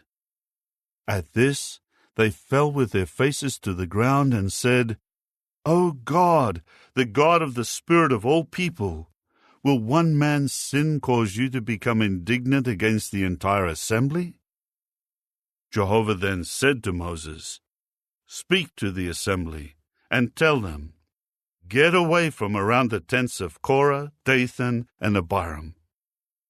Then Moses got up and went to Dathan and Abiram, and the elders of Israel went with him. He told the assembly, "Move away, please, from the tents of these wicked men, and do not touch anything that belongs to them, so that you may not be swept away in all their sin." They immediately moved away from the tents of Korah, Dathan, and Abiram, from every side, and Dathan and Abiram came out, taking their stand at the entrance of their tents, together with their wives, their sons, and their little children. Then Moses said, "By this you will know that Jehovah has sent me to do all these things, that it is not of my own heart. If these people die a natural death, as all men do, and if their punishment is the same as that of all mankind, then Jehovah has not sent me. But if Jehovah does something extraordinary with them, and the ground opens and swallows them and everything that belongs to them, and they go down alive into the grave, you will certainly know that these men have treated Jehovah disrespectfully."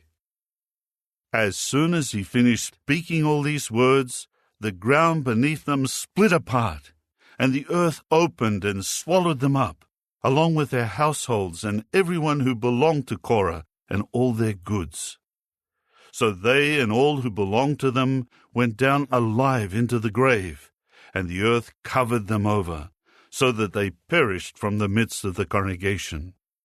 All the Israelites who were around them fled at their screaming, for they said, "We are afraid that the earth may swallow us up." Then a fire came out from Jehovah and consumed the 250 men offering the incense. Jehovah now said to Moses, "Tell Eleazar the son of Aaron the priest to take the fire holders out of the fire, for they are holy. Also tell him to scatter the fire some distance away. The fire holders of the men who sinned at the cost of their lives should be made into thin metal plates to overlay the altar, because they presented them before Jehovah, and they became holy. They should serve as a sign to the Israelites."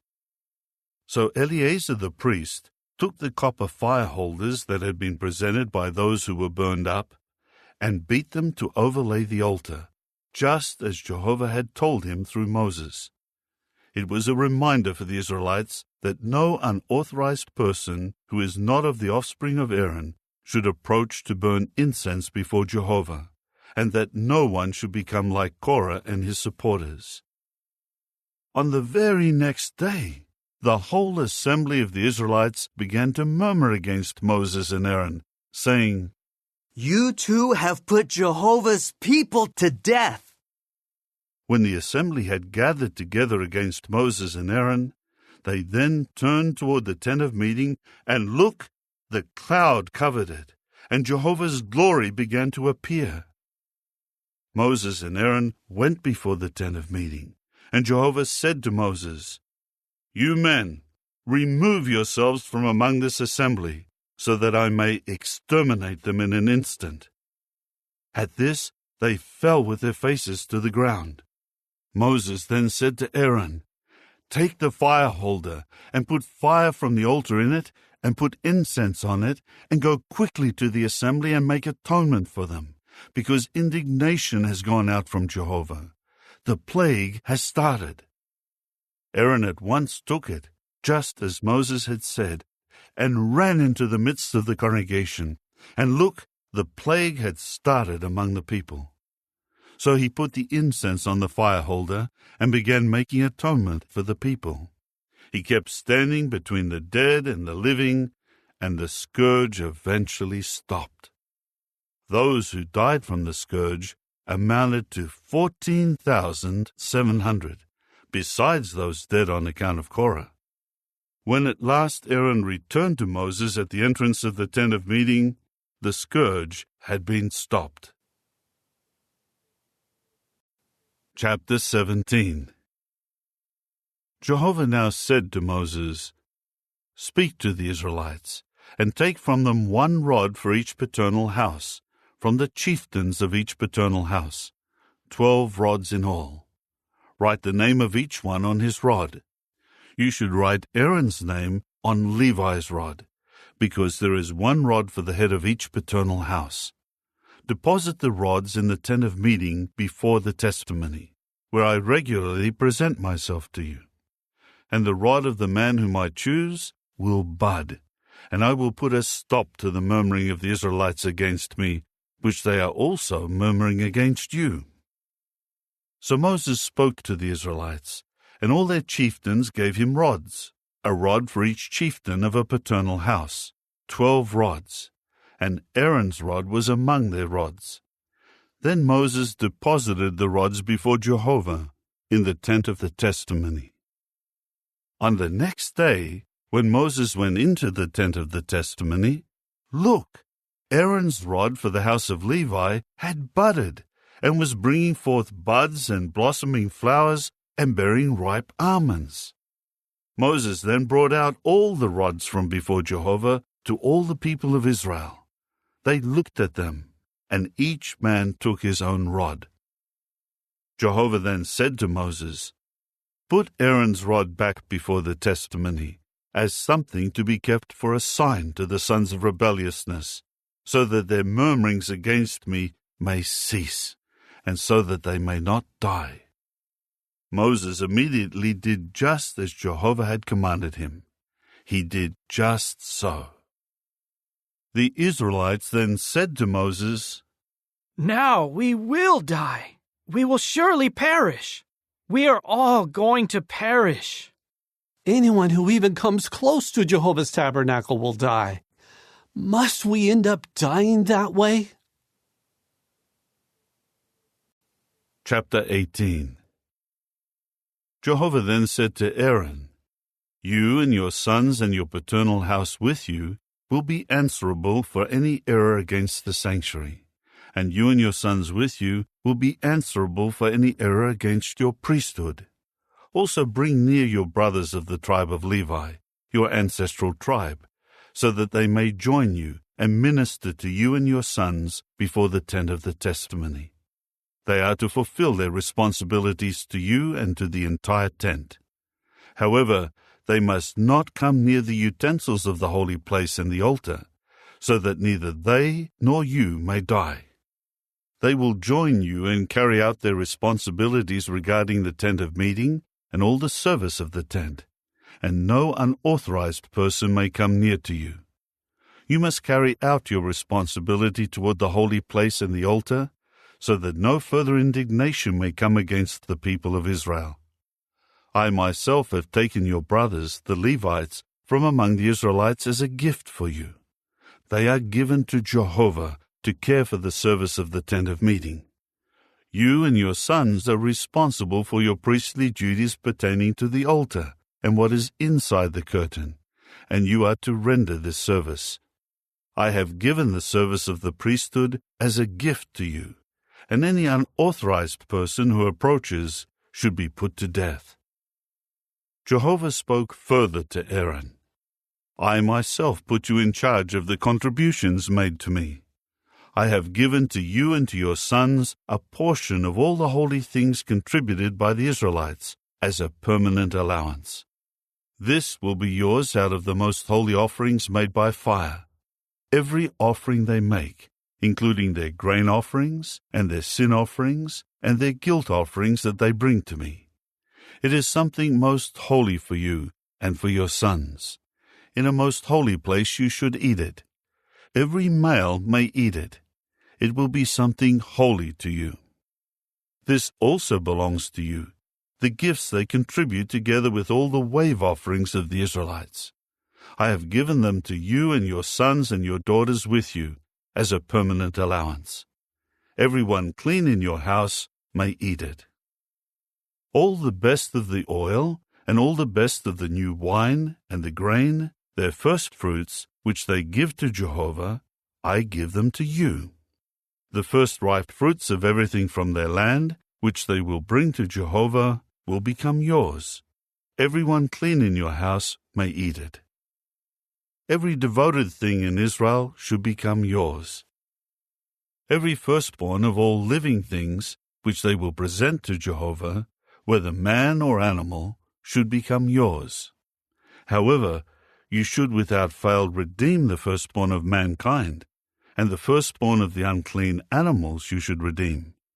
You should redeem it with the redemption price when it is a month old and up, by the estimated value of 5 silver shekels, according to the standard shekel of the holy place. It is 20 gerahs.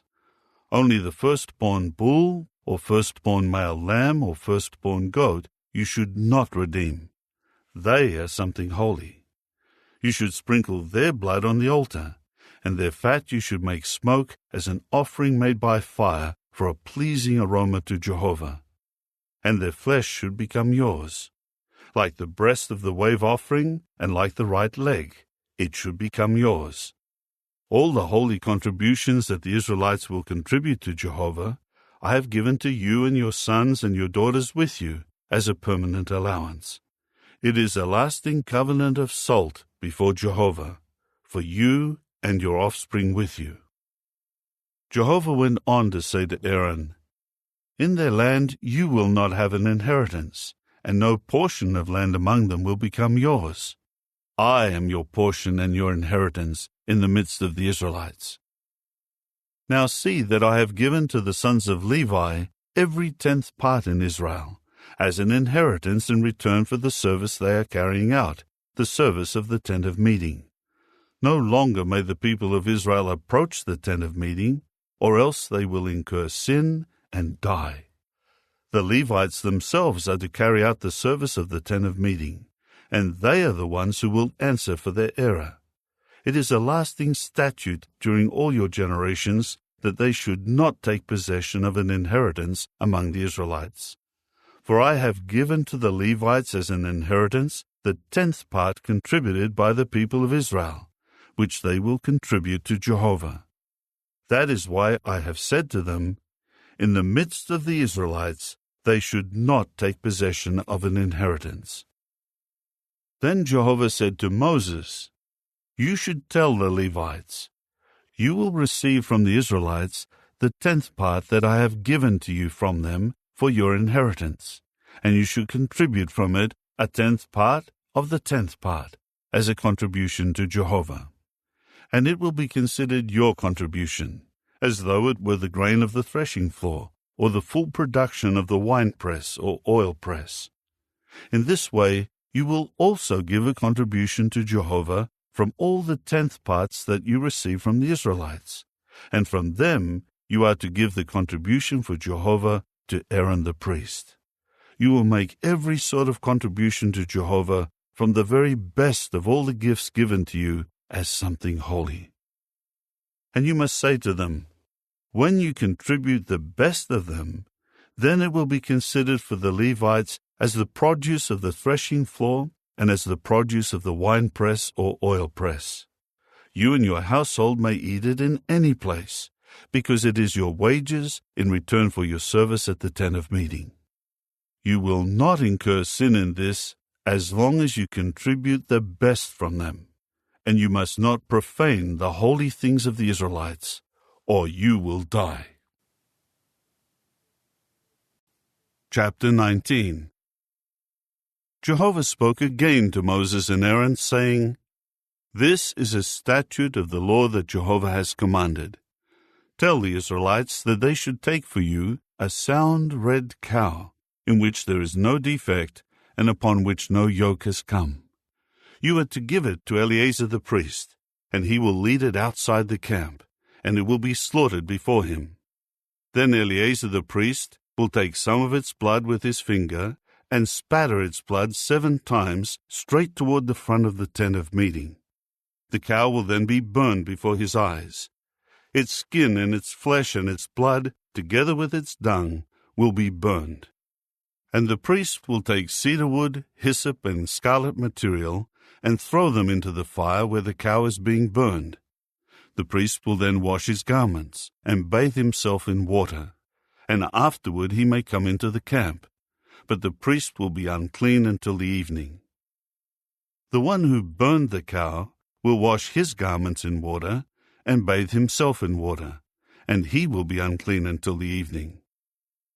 A clean man will gather up the ashes of the cow and deposit them outside the camp in a clean place, and they should be kept by the assembly of the Israelites to prepare water that will be used for cleansing. It is a sin offering. The one gathering the ashes of the cow will wash his garments and be unclean until the evening.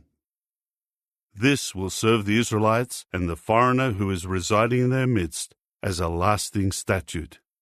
Anyone touching any dead person will be unclean for 7 days. Such one should purify himself with the water on the 3rd day, and on the 7th day he will be clean. But if he does not purify himself on the 3rd day, on the 7th day he will not be clean. Everyone who touches the corpse of any dead person and does not purify himself has defiled Jehovah's tabernacle, and that person must be cut off from Israel. Because the water for cleansing has not been sprinkled on him, he continues unclean. His uncleanness remains upon him. This is the law that applies when a man dies in a tent. Everyone who enters the tent, and everyone who was already in the tent, will be unclean for 7 days. Every open container with no lid tied on it is unclean. Everyone in the open field who touches someone killed with the sword, or a corpse, or the bone of a man, or a burial place, will be unclean for 7 days. They should take for the unclean one some of the ashes of the sin offering that was burned, and pour running water on them in a container. Then a clean man will take hyssop and dip it into the water, and spatter it on the tent, and on all the containers, and on the people who were there, and on the one who touched the bone, or the slain one, or the corpse, or the burial place. The clean person will spatter it on the unclean one on the 3rd day and on the 7th day, and he will purify him from sin on the 7th day. Then he should wash his garments and bathe in water, and he will become clean in the evening. But the man who is unclean and who will not purify himself, that person must be cut off from the congregation, because he has defiled Jehovah's sanctuary. The water for cleansing was not sprinkled on him, so he is unclean. This will serve as a lasting statute for them. The one spattering the water for cleansing should wash his garments, and the one touching the water for cleansing will be unclean until the evening. Anything the unclean one touches will be unclean, and the person who touches it will be unclean until the evening. Chapter 20. In the 1st month, the entire assembly of the Israelites came into the wilderness of Zin, and the people began dwelling in Kadesh. It was there that Miriam died and was buried. Now there was no water for the assembly, and they gathered together against Moses and Aaron. The people were quarreling with Moses, saying, "If only we had died when our brothers died before Jehovah." "Why have you brought Jehovah's congregation into this wilderness for us and our livestock to die here? And why have you led us up out of Egypt to bring us into this evil place? It is no place for seed and figs and vines and pomegranates, and there is no water to drink." Then Moses and Aaron came from before the congregation to the entrance of the tent of meeting, and fell with their faces to the ground, and Jehovah's glory began to appear to them. Then Jehovah said to Moses, "Take the rod and call the assembly together, you and Aaron your brother, and speak to the crag before their eyes, that it may give its water. And you will bring out water for them from the crag, and give the assembly and their livestock something to drink." So Moses took the rod from before Jehovah, just as he had commanded him. Then Moses and Aaron called the congregation together before the crag, and he said to them, "Hear now, you rebels! Must we bring out water for you from this crag?" With that Moses lifted his hand up and struck the crag twice with his rod, and much water began to pour out, and the assembly and their livestock began to drink. Jehovah later said to Moses and Aaron, "Because you did not show faith in me and sanctify me before the eyes of the people of Israel, you will not bring this congregation into the land that I will give them." These are the waters of Meribah, where the Israelites quarreled with Jehovah, so that he was sanctified among them.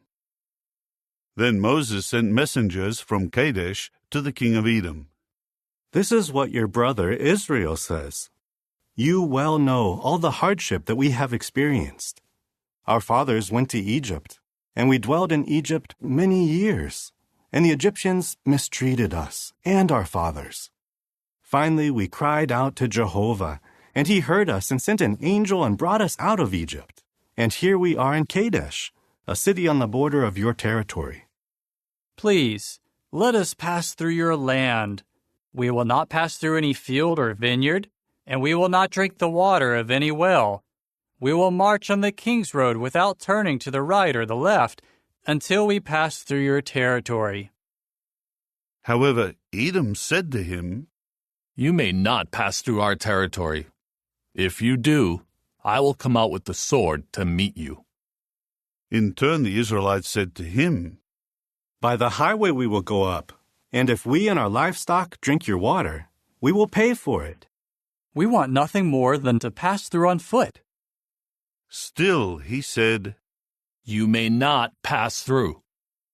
With that, Edom came out to encounter him with many people and a strong army. So Edom refused to allow Israel to pass through his territory. Therefore, Israel turned away from him. The people of Israel, the entire assembly, departed from Kadesh and came to Mount Hor. Then Jehovah said to Moses and Aaron in Mount Hor, by the border of the land of Edom, "Aaron will be gathered to his people. He will not enter the land that I will give to the Israelites, because you both rebelled against my order regarding the waters of Meribah. Take Aaron and his son Eleazar, and bring them up into Mount Hor. Remove Aaron's garments, and clothe Eleazar his son with them, and Aaron will die there." So Moses did just as Jehovah had commanded, and they climbed Mount Hor before the eyes of all the assembly. Then Moses removed Aaron's garments, and clothed Eleazar his son with them. After that Aaron died there on the top of the mountain. And Moses and Eleazar came down from the mountain. When all the assembly saw that Aaron had died, the entire house of Israel wept for Aaron for 30 days. Chapter 21. When the Canaanite king of Arad, who dwelled in the Negeb, heard that Israel had come by the way of Atharim, he attacked Israel and carried away some of them as captives. So Israel made this vow to Jehovah: "If you give this people into my hand, I will without fail devote their cities to destruction." So Jehovah listened to Israel's voice and gave the Canaanites over to them, and they devoted them and their cities to destruction. Therefore they named the place Hormah. As they continued their journey from Mount Hor by the way of the Red Sea, in order to go around the land of Edom, the people became weary of the journey. And the people kept speaking against God and Moses, saying, "Why have you brought us up out of Egypt to die in the wilderness? There is no food and no water, and we have come to hate this contemptible bread." So Jehovah sent poisonous serpents among the people, and they kept biting the people, so that many Israelites died. So the people came to Moses and said, "We have sinned by speaking against Jehovah and against you. Intercede with Jehovah so that he may remove the serpents from us. And Moses interceded on behalf of the people. Then Jehovah said to Moses, Make a replica of a poisonous snake and put it on a pole. Then, when anyone has been bitten, he will have to look at it in order to keep alive. Moses at once made a serpent of copper and put it on the pole, and whenever a serpent had bitten a man, and he looked at the copper serpent, he survived. After that the Israelites departed and camped in Oboth. Then they departed from Oboth and camped in Abarim, in the wilderness that faces Moab, toward the east. From there they departed and camped by the valley of Zered. From there they departed and camped in the region of the Arnon, which is in the wilderness that extends from the border of the Amorites. For the Arnon is the boundary of Moab, between Moab and the Amorites. That is why the book of the Wars of Jehovah speaks of Vaheb in Suphah, and the valleys of Arnon, and the descent of the valleys, which extends toward the settlement of Ar, and adjoins the border of Moab. Next they went on to Beer. This is the well about which Jehovah said to Moses, Gather the people, and let me give them water. At that time Israel sang this song. Spring up, O well, respond to it, the well that princes dug, that nobles of the people excavated, with a commander's staff, and with their own staffs. Then they went from the wilderness on to Mattanah, from Mattanah on to Nahaliel, and from Nahaliel on to Bamoth. They went from Bamoth on to the valley that is in the territory of Moab, on top of Pisgah, which overlooks Jeshimon. Israel now sent messengers to Sihon, the king of the Amorites, saying, Let us pass through your land. We will not turn aside into a field or a vineyard. We will not drink water from any well. We will march on the king's road until we pass through your territory. But Sihon did not allow Israel to pass through his territory. Instead, Sihon gathered all his people and went out against Israel in the wilderness, and came to Jahaz, and began fighting with Israel. But Israel defeated him with the sword, and took possession of his land, from the Arnon to the Jabbok, near the Ammonites, because Jazer borders the territory of the Ammonites. So Israel took all these cities, and they began dwelling in all the cities of the Amorites, in Heshbon and all its dependent towns. For Heshbon was the city of Sihon, the king of the Amorites, who had fought with the king of Moab, and taken all his land from him as far as the Arnon. That is what gave rise to the taunting proverbial saying, Come to Heshbon. Let the city of Sihon be built and firmly established. For a fire came out of Heshbon, a flame from the town of Sihon. It has consumed Ar of Moab, the lords of the high places of the Arnon. Woe to you, Moab! You will be destroyed, O people of Chemosh. He makes his sons fugitives, and his daughters captives of Sihon, the king of the Amorites. Let us shoot at them. Heshbon will be destroyed as far as Dibon. Let us desolate it as far as Nophah. Fire will spread as far as Medeba. So Israel began to dwell in the land of the Amorites. Moses then sent some men to spy on Jazer. They captured its dependent towns and drove out the Amorites who were there. After that they turned and went up by the way of Bashan. And Og the king of Bashan came out with all his people to meet them in battle at Edrei. Jehovah said to Moses, Do not be afraid of him, for I will give him and all his people and his land into your hand, and you will do to him just as you did to Sihon the king of the Amorites, who lived in Heshbon. So they kept striking him down, along with his sons and all his people, until none of his people survived, and they took possession of his land. Chapter 22. Then the Israelites departed and camped on the desert plains of Moab, across the Jordan from Jericho. Now Balak, the son of Zippor, saw all that Israel had done to the Amorites, and Moab became very frightened of the people, because they were so many. Indeed, Moab felt sick with fear because of the Israelites. So Moab said to the elders of Midian, "Now this congregation will devour all our surroundings, just as a bull devours the grass in the field." Balak, the son of Zippor, was king of Moab at that time.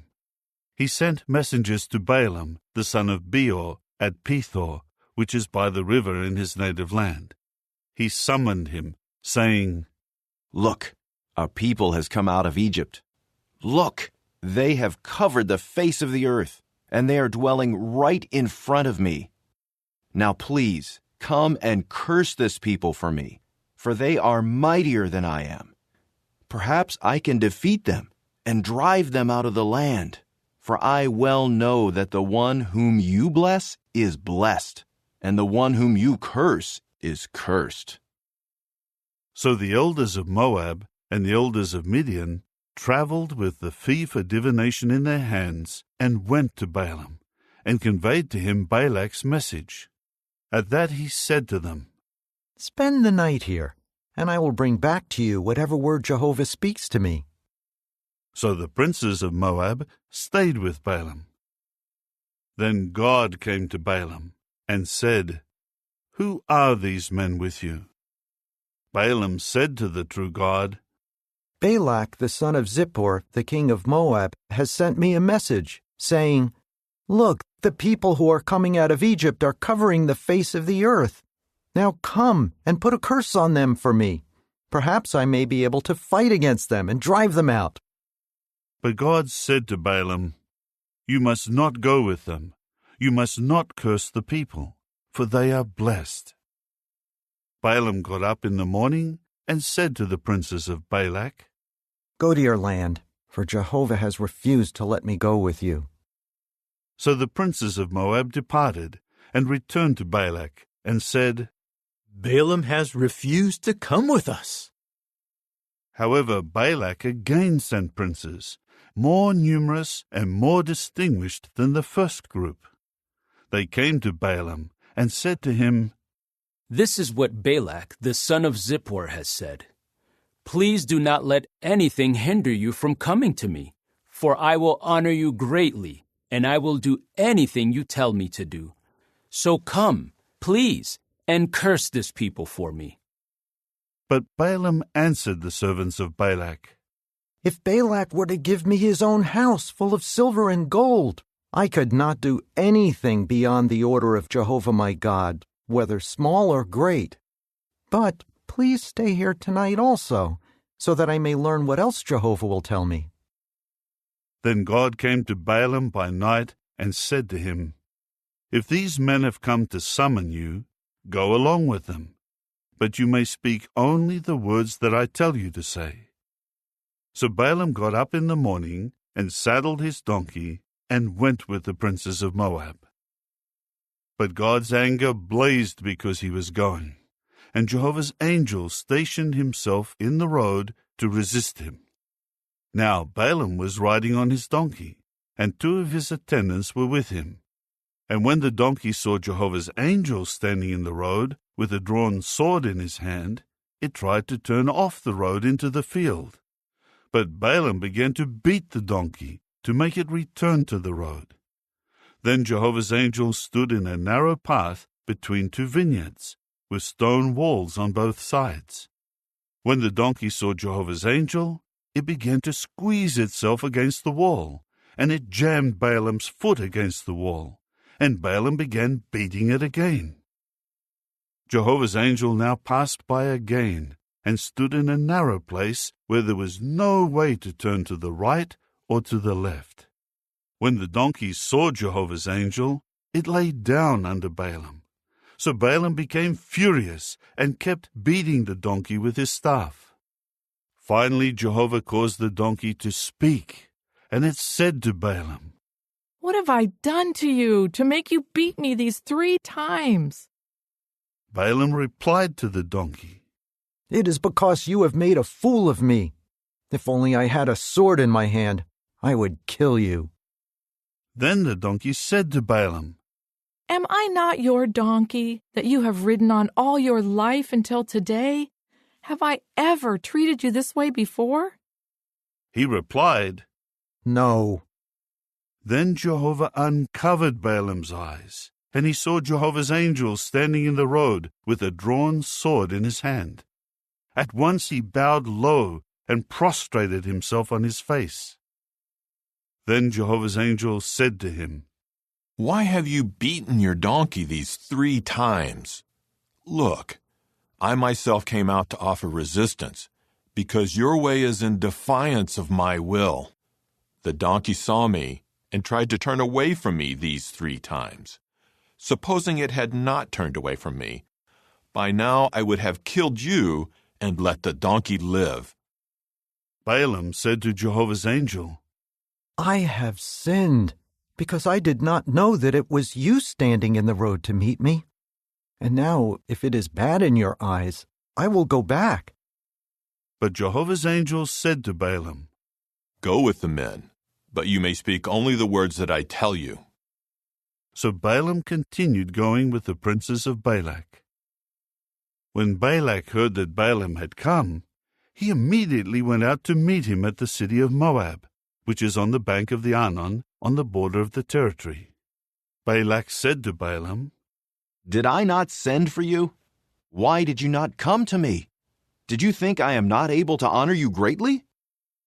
Balaam replied to Balak, Well, I have come to you now, but will I be allowed to say anything?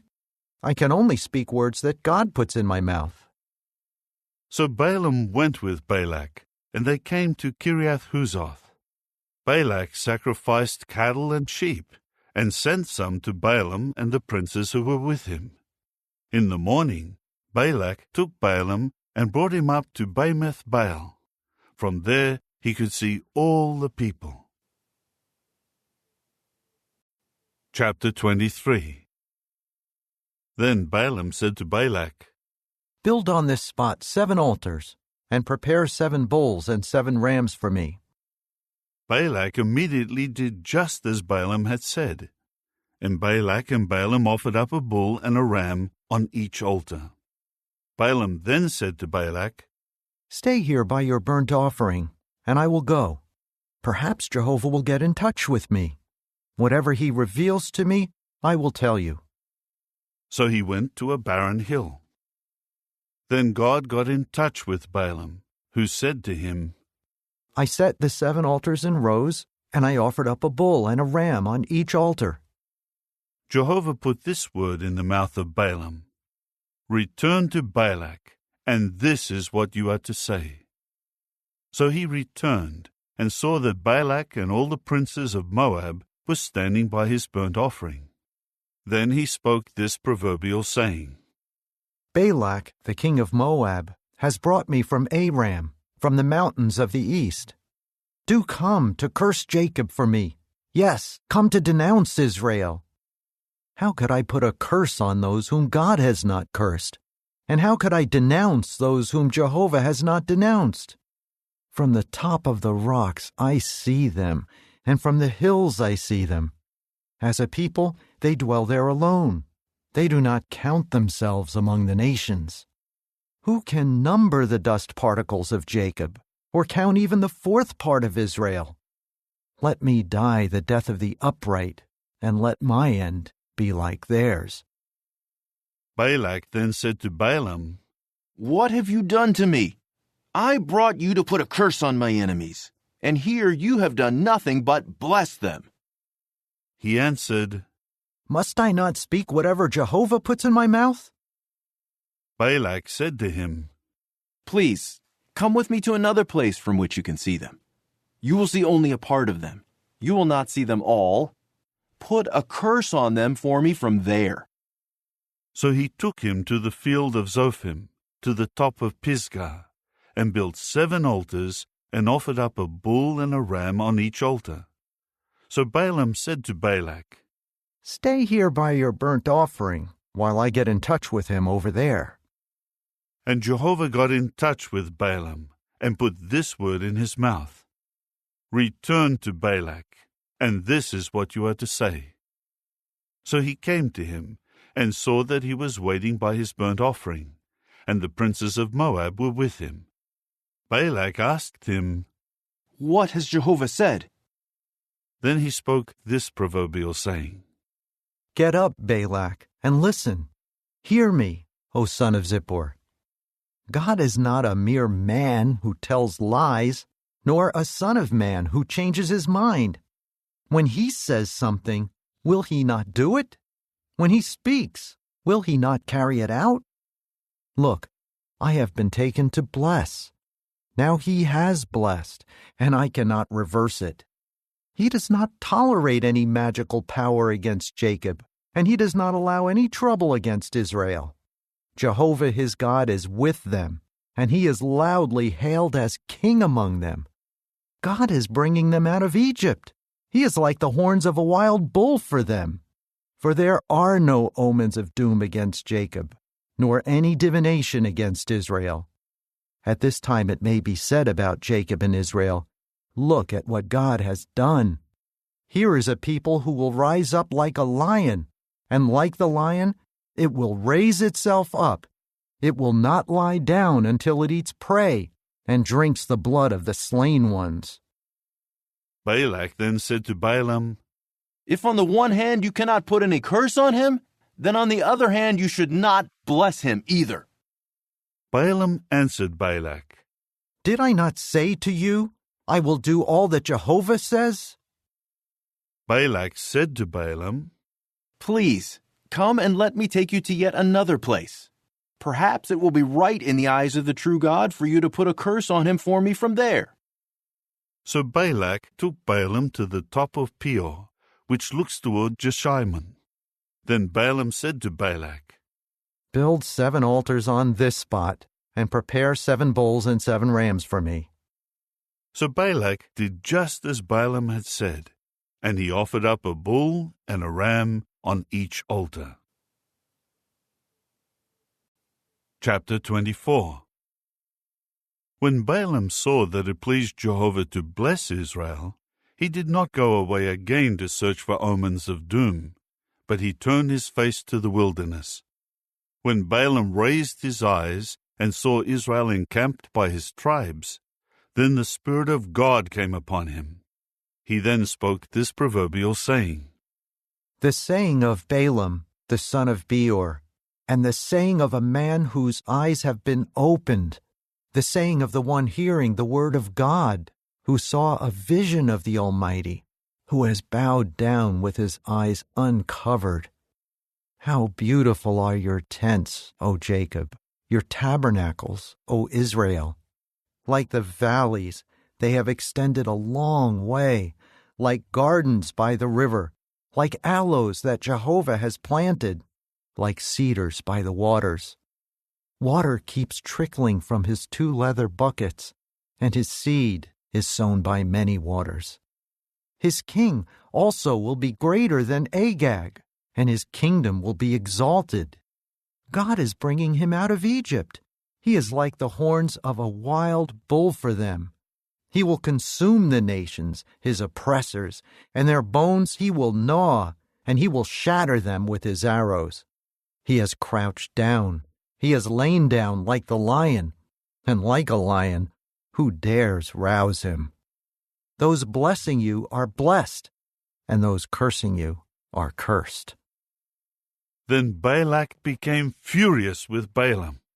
Balak scornfully clapped his hands together and said to Balaam, "It was to put a curse on my enemies that I called you, but now you have done nothing but bless them these 3 times. Now go home immediately. I intended to honor you greatly, but look, Jehovah has deprived you of honor."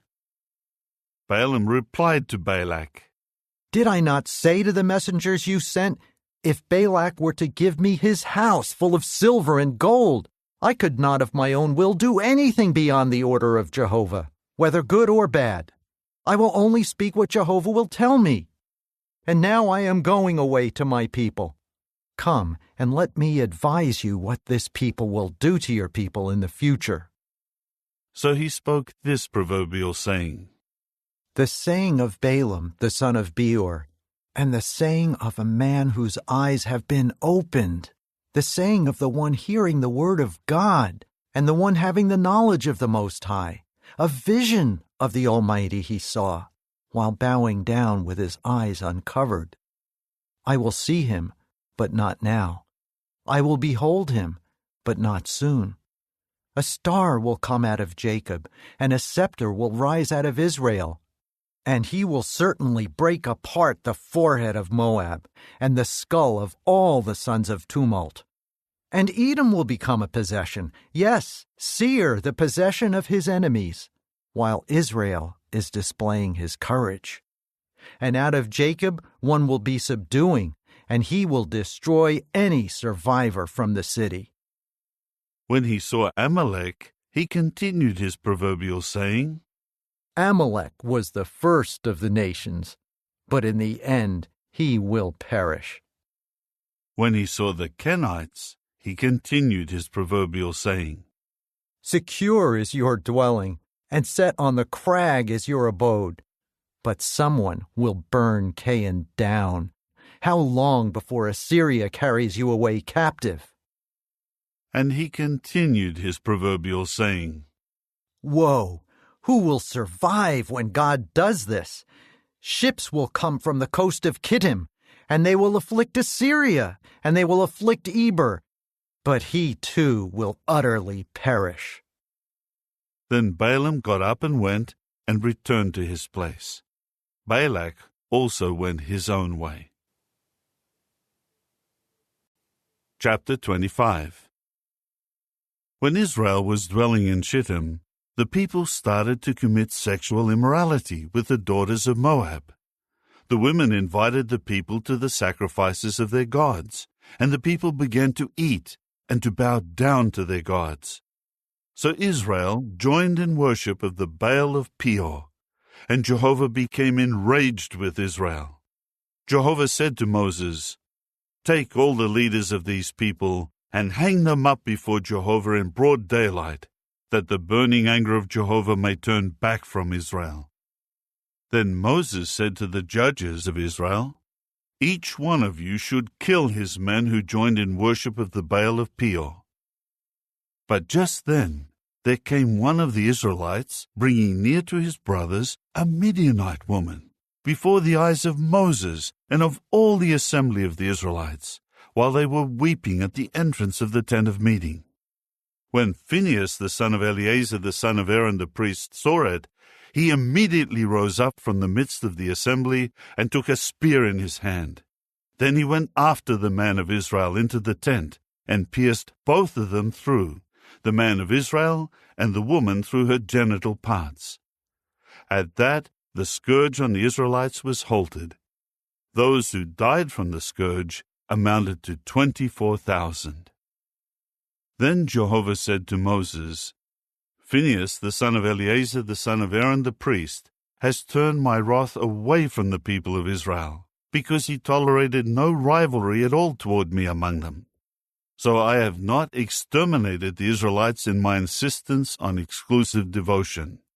Therefore say, I am giving him my covenant of peace, and it will serve as the covenant of a lasting priesthood for him and his offspring after him, because he tolerated no rivalry toward his God, and he made atonement for the people of Israel. Incidentally, the name of the Israelite man who was put to death along with the Midianites was Zimri, the son of Salu, a chieftain of a paternal house of the Simeonites. The name of the Midianite woman who was put to death was Cozbi, the daughter of Zur. He was a leader of the clans of a paternal house in Midian. Jehovah later said to Moses, Harass the Midianites and strike them down, because they have been harassing you with their cunning dealings against you in the affair of Peor, and of Cozbi, the daughter of a chieftain of Midian, their sister, who was put to death in the day of the scourge over the affair of Peor. Chapter 26. After the scourge, Jehovah said to Moses and Eleazar the son of Aaron the priest, Take a census of the whole assembly of the Israelites, from 20 years of age and up, by their paternal houses, counting all those who can serve in the army in Israel. So Moses and Eleazar the priest spoke with them in the desert plains of Moab, by the Jordan at Jericho, saying, Take a census of them from the age of 20 years and up, just as Jehovah commanded Moses. Now the sons of Israel who went out of the land of Egypt were Reuben, Israel's firstborn. Reuben's sons were of Hanok, the family of the Hanokites, of Palu, the family of the Paluites, of Hezron, the family of the Hezronites, of Carmi, the family of the Carmites. These were the families of the Reubenites, and the registered ones amounted to 43,730. The son of Palu was Eliab, and the sons of Eliab were Nemuel, Dathan, and Abiram. This Dathan and Abiram were chosen ones of the assembly, who fought against Moses and Aaron, along with Korah's group, when they fought against Jehovah. Then the earth opened and swallowed them up. As for Korah, he died with his supporters when the fire consumed 250 men, and they became a warning example. However, the sons of Korah did not die.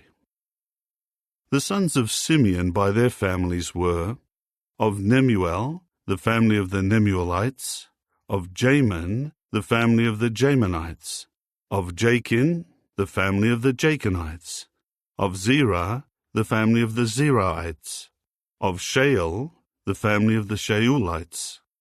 These were the families of the Simeonites, 22,200. The sons of Gad by their families were of Zephon, the family of the Zephonites, of Haggai, the family of the Haggites, of Shunai, the family of the Shunites, of Ozni, the family of the Oznites, of Eri, the family of the Erites, of Arod, the family of the Arodites, of Areli, the family of the Arelites. These were the families of the sons of Gad, and the registered ones were 40,500. The sons of Judah were and Onan. However, and Onan died in the land of Canaan. And the sons of Judah by their families were of Shelah, the family of the Shelanites, of Perez, the family of the Perizzites, of Zerah, the family of the Zerahites. And the sons of Perez were of Hezron, the family of the Hezronites, of Hamul, the family of the Hamulites. These were the families of Judah, and the registered ones were 76,500.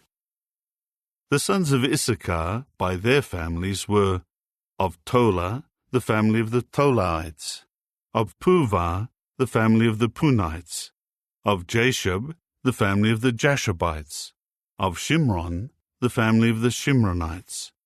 These were the families of Issachar, and the registered ones were 64,300. The sons of Zebulun by their families were of Sered, the family of the Seredites, of Elon, the family of the Elonites, of Jaliel, the family of the Jalielites. These were the families of the Zebulunites, and the registered ones were 60,500. The sons of Joseph by their families were Manasseh and Ephraim. The sons of Manasseh were of Machir, the family of the Machirites, and Machir became father to Gilead. Of Gilead, the family of the Gileadites. These were the sons of Gilead. Of Iezer, the family of the Iezerites.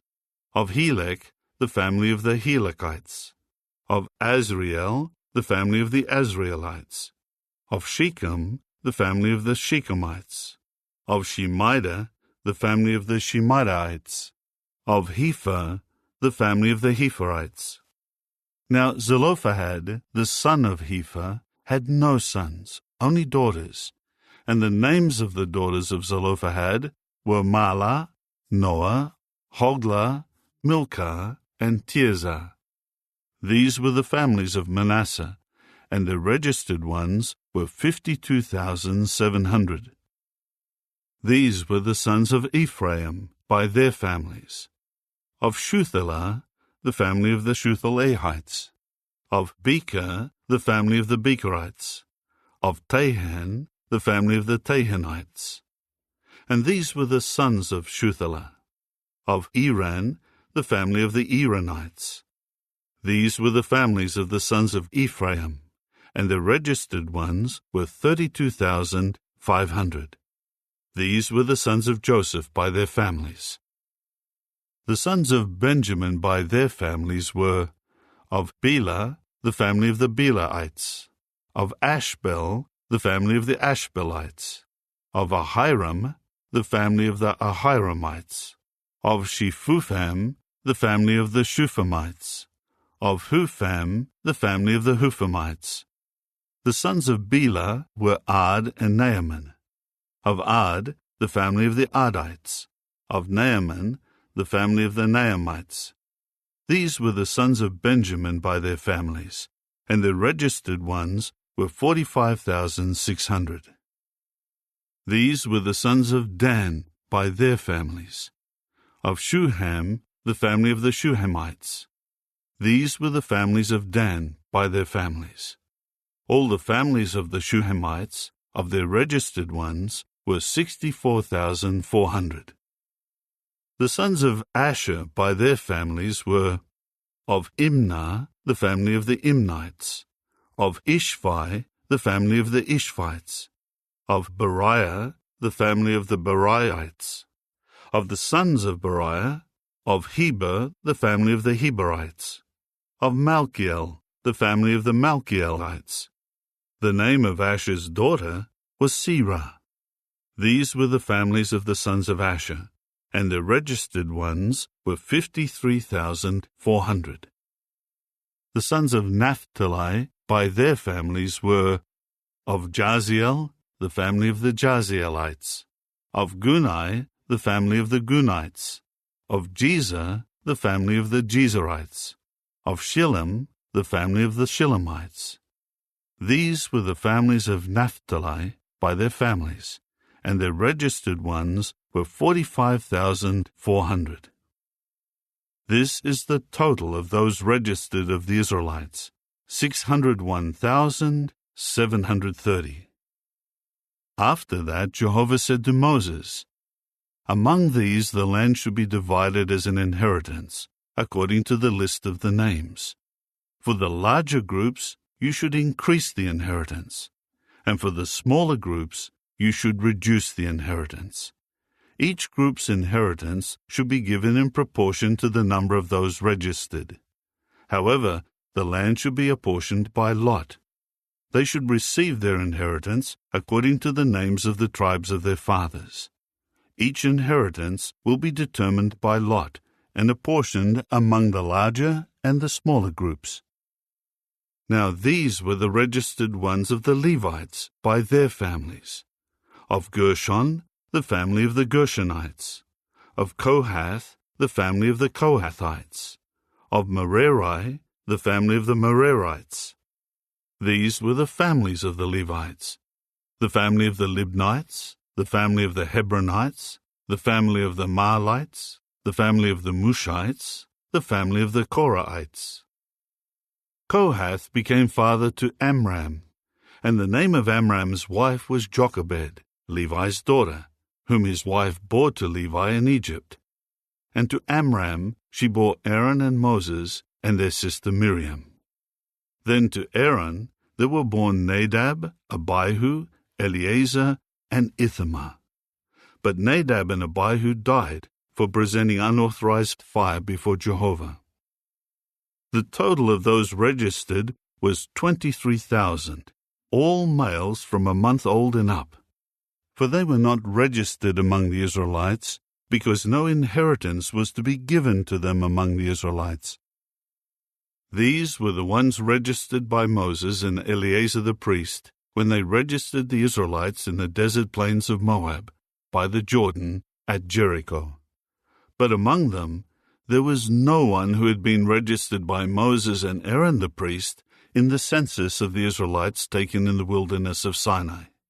For Jehovah had said concerning them, "They will die without fail in the wilderness." So there was not a man left of them, except Caleb the son of Jephunneh and Joshua the son of Nun. Chapter 27. Then the daughters of Zelophehad, the son of Hepher, the son of Gilead, the son of Machir, the son of Manasseh, of the families of Manasseh the son of Joseph, approached.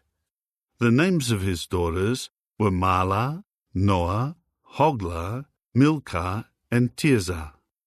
They stood before Moses, Eleazar the priest, the chieftains, and all the assembly at the entrance of the tent of meeting, and said, "Our father died in the wilderness, but he was not among the group who banded together against Jehovah, the supporters of Korah. But he died for his own sin, and he did not have any sons. Why should the name of our father be lost from his family because he had no son? Give us a possession among our father's brothers." So Moses presented their case before Jehovah. Jehovah then said this to Moses, "The daughters of Zelophehad are correct. You should by all means give them the possession as an inheritance among their father's brothers, and transfer their father's inheritance to them. And tell the Israelites, if a man dies without having a son, you must then cause his inheritance to pass to his daughter. And if he has no daughter, you will give his inheritance to his brothers. And if he has no brothers, you will give his inheritance to his father's brothers. And if his father has no brothers, you will give his inheritance to the closest blood relative in his family, and he will take possession of it. This will serve as a statute by judicial decision for the Israelites, just as Jehovah has commanded Moses." Then Jehovah said to Moses, "Go up into this mountain of Abarim, and view the land that I will give the Israelites. When you have seen it, you will also be gathered to your people, just as Aaron your brother was. Because when the assembly was quarreling with me in the wilderness of Zin, you rebelled against my order to sanctify me before them by means of the waters. These are the waters of Meribah at Kadesh in the wilderness of Zin." Then Moses said to Jehovah, "Let Jehovah, the God of the spirit of all people, appoint over the assembly a man who will go out and come in before them, and who will lead them out and bring them in, so that Jehovah's assembly may not become like sheep that have no shepherd." So Jehovah said to Moses, "Take Joshua, the son of Nun, a man in whom there is spirit, and lay your hand on him. Then stand him before Eleazar the priest and before all the assembly, and you must commission him before their eyes. You are to confer some of your authority on him, so that all the assembly of the Israelites may listen to him. He will stand before Eleazar the priest, who will inquire in his behalf by the judgment of the Urim before Jehovah. At his order they will go out, and at his order they will come in, he and all the Israelites with him, and all the assembly." So Moses did just as Jehovah had commanded him. He took Joshua and stood him before Eleazar the priest and before all the assembly, and he laid his hands on him and commissioned him, just as Jehovah had spoken through Moses. Chapter 28. Jehovah next said to Moses, "Command the Israelites and tell them, you should take care that you present to me my offering, my bread. My offerings by fire as a pleasing aroma to me must be made at their appointed times. And say to them, this is the offering made by fire that you will present to Jehovah. 2 sound-year-old male lambs a day as a burnt offering regularly. The one male lamb you will offer in the morning, and the other male lamb you will offer at twilight, together with 1/10 of an ephah of fine flour mixed with 1/4 of a hin of beaten oil, as a grain offering. It is a regular burnt offering, which was established at Mount Sinai as a pleasing aroma, an offering made by fire to Jehovah, along with its drink offering, 1/4 of a hin for each male lamb. Pour out the alcoholic drink in the holy place as a drink offering to Jehovah. And you will offer the other male lamb at twilight, with the same grain offering as that made in the morning, and with its same drink offering. You will present it as an offering made by fire, as a pleasing aroma to Jehovah. However, on the Sabbath day, the offering should be 2 sound year-old male lambs and 2/10 of an ephah measure of fine flour mixed with oil as a grain offering, together with its drink offering. This is the burnt offering for the Sabbath, along with the regular burnt offering and its drink offering. At the start of each month, you will present as a burnt offering to Jehovah 2 young bulls, 1 ram, and 7 sound male lambs, each a year old, and 3/10 measures of fine flour mixed with oil as a grain offering for each bull, and 2/10 measures of fine flour mixed with oil as a grain offering for the 1 ram, and 1/10 measure of fine flour mixed with oil as a grain offering for each male lamb, as a burnt offering, a pleasing aroma, an offering made by fire to Jehovah. And their drink offerings should be 1/2 a hin of wine for a bull, and 1/3 of a hin for the ram, and 1/4 of a hin for a male lamb. This is the monthly burnt offering each month throughout the year. Also, 1 young goat should be offered as a sin offering to Jehovah, in addition to the regular burnt offering, together with its drink offering. In the first month, on the 14th day of the month, will be Jehovah's Passover. And on the 15th day of this month, there will be a festival. Unleavened bread will be eaten for 7 days. On the first day there will be a holy convention. You must not do any hard work. And you will present as a burnt offering made by fire to Jehovah 2 young bulls, 1 ram, and 7 male lambs, each a year old. You should offer sound animals. You should offer them with their grain offerings of fine flour mixed with oil, 3/10 measures for a bull, and 2/10 measures for the ram. You will offer 1/10 measure respectively for each male lamb of the 7 male lambs, as well as 1 goat as a sin offering, to make atonement for you. Aside from the morning burnt offering, which is for the regular burnt offering, you will offer these. You will offer these in the same manner each day for 7 days as food, an offering made by fire, as a pleasing aroma to Jehovah. It should be offered along with the regular burnt offering and its drink offering. On the 7th day, you should hold a holy convention. You must not do any hard work. On the day of the first ripe fruits, when you present a new grain offering to Jehovah, you should hold a holy convention in your Feast of Weeks. You must not do any hard work.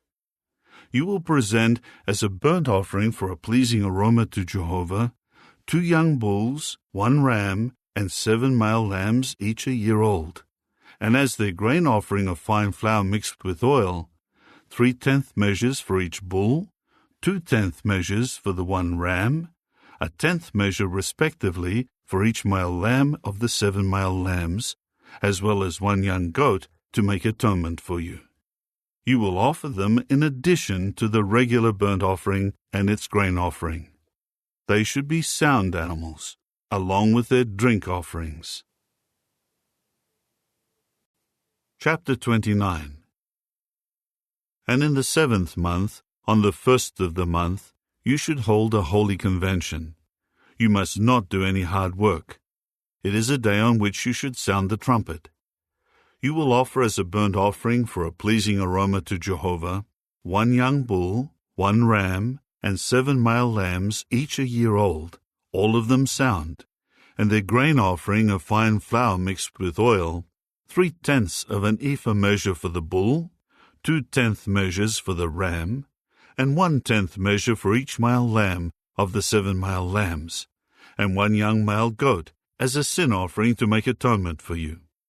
This is in addition to the monthly burnt offering and its grain offering, and the regular burnt offering and its grain offering, together with their drink offerings, according to the regular procedure for them, as a pleasing aroma, an offering made by fire to Jehovah. And on the 10th of this 7th month, you should hold a holy convention, and you must afflict yourselves. You must not do any work. And you will present as a burnt offering to Jehovah, as a pleasing aroma, 1 young bull, 1 ram, and 7 male lambs, each a year old, all of them sound. And as their grain offering of fine flour mixed with oil, 3/10 measures for the bull, 2/10 measures for the 1 ram, a 10th measure respectively for each male lamb of the 7 male lambs, as well as 1 young goat as a sin offering, aside from the sin offering of atonement, and the regular burnt offering and its grain offering, together with their drink offerings. And on the 15th day of the 7th month, you should hold a holy convention. You must not do any hard work, and you must celebrate a festival to Jehovah 7 days. And you will present as a burnt offering, an offering made by fire as a pleasing aroma to Jehovah, 13 young bulls, 2 rams, and 14 male lambs, each a year old, all of them sound. And as their grain offering of fine flour mixed with oil, 3/10 measures for each bull of the 13 bulls, 2/10 measures for each ram of the 2 rams, and a 10th measure for each male lamb of the 14 male lambs, as well as 1 young goat as a sin offering, aside from the regular burnt offering, its grain offering, and its drink offering. And on the 2nd day, 12 young bulls, 2 rams, and 14 male lambs, each a year old, all of them sound, and their grain offering and their drink offerings, for the bulls, the rams, and the male lambs by their number according to the regular procedure, as well as 1 young goat as a sin offering, aside from the regular burnt offering and its grain offering, together with their drink offerings. And on the 3rd day, 11 bulls, 2 rams, and 14 male lambs, each a year old, all of them sound, and their grain offering and their drink offerings, for the bulls, the rams, and the male lambs by their number, according to the regular procedure, as well as 1 goat as a sin offering, aside from the regular burnt offering and its grain offering and its drink offering. And on the 4th day, 10 bulls, 2 rams, and 14 male lambs, each a year old, all of them sound, their grain offering and their drink offerings for the bulls, the rams, and the male lambs by their number, according to the regular procedure, as well as 1 young goat as a sin offering, aside from the regular burnt offering, its grain offering, and its drink offering. And on the 5th day, 9 bulls, 2 rams, and 14 male lambs, each a year old, all of them sound, and their grain offering and their drink offerings for the bulls, the rams, and the male lambs by their number according to the regular procedure, as well as 1 goat as a sin offering, aside from the regular burnt offering and its grain offering and its drink offering.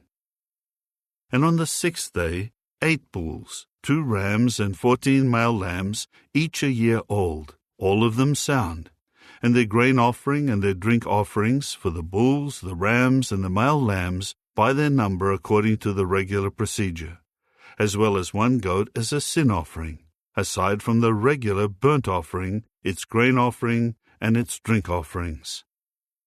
And on the 7th day, 7 bulls, 2 rams, and 14 male lambs, each a year old, all of them sound, and their grain offering and their drink offerings for the bulls, the rams, and the male lambs by their number according to the regular procedure for them, as well as 1 goat as a sin offering, aside from the regular burnt offering, its grain offering, and its drink offering. On the 8th day, you should hold a solemn assembly. You should not do any hard work. You will present as a burnt offering, an offering made by fire as a pleasing aroma to Jehovah, 1 bull, 1 ram, and 7 male lambs each a year old, all of them sound, and their grain offering and their drink offerings for the bull, the ram, and the male lambs by their number, according to the regular procedure, as well as one goat as a sin offering, aside from the regular burnt offering and its grain offering and its drink offering.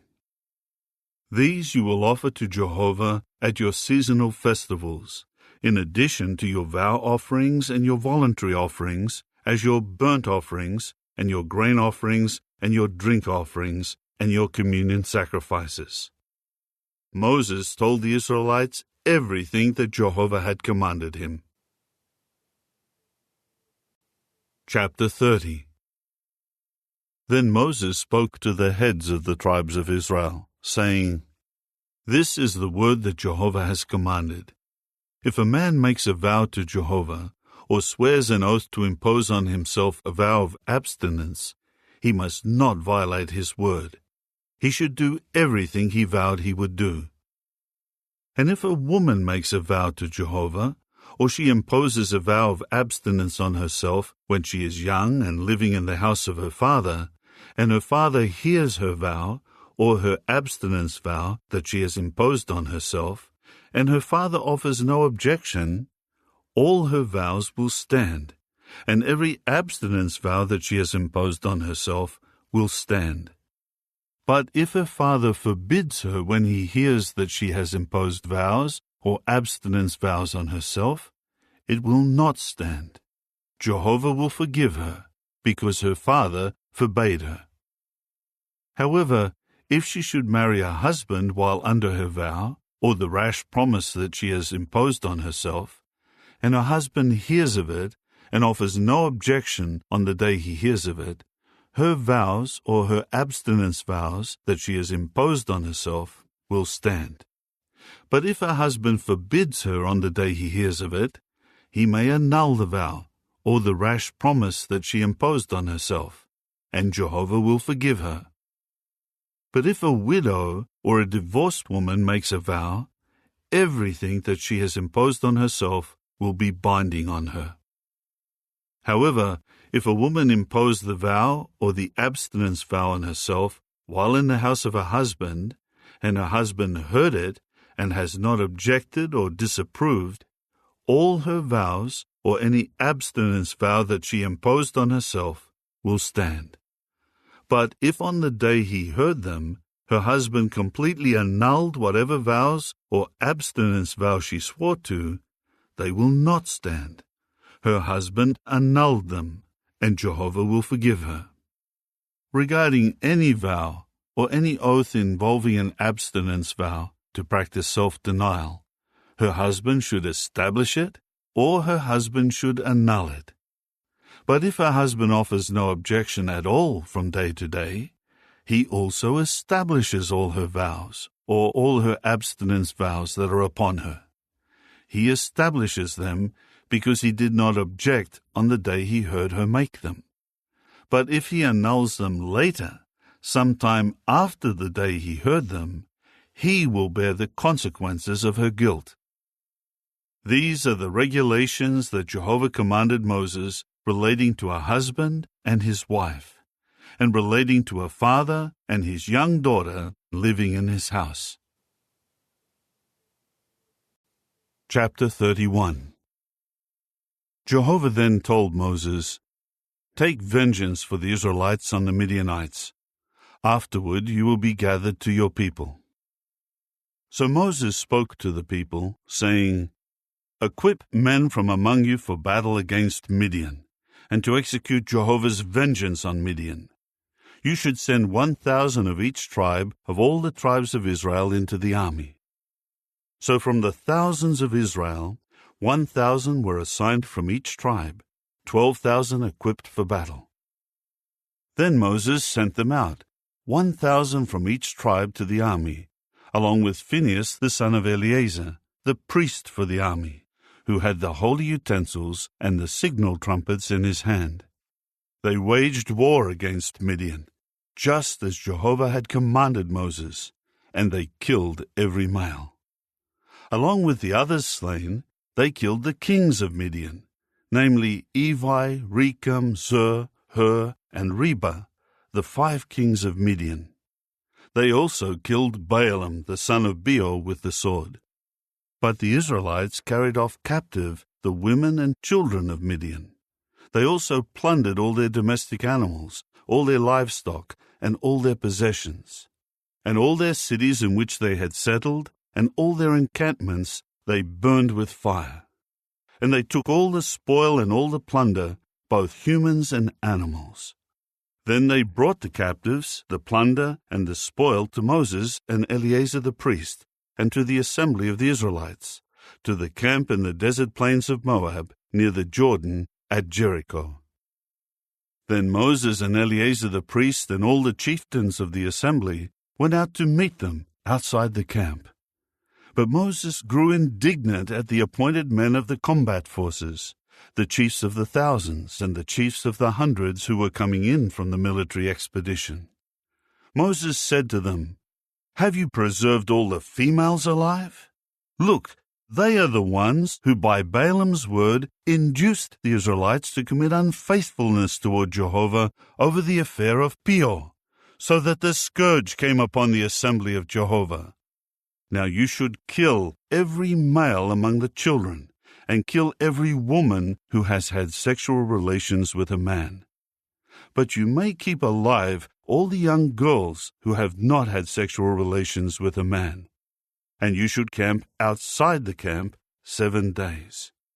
Every one of you who has killed someone, and every one of you who has touched someone slain, should purify himself on the 3rd day and on the 7th day, you and your captives. And you should purify from sin every garment, every article of skin, everything made of goat hair, and every article of wood." Eleazar the priest then said to the men of the army who had gone into the battle, "This is the statute of the law that Jehovah commanded Moses. Only the gold, the silver, the copper, the iron, the tin, and the lead, everything that can be processed with fire, you should pass through the fire, and it will be clean. However, it should also be purified by the water for cleansing. Everything that cannot be processed with fire, you should pass through the water. And you should wash your garments on the 7th day, and be clean, and then you may come into the camp."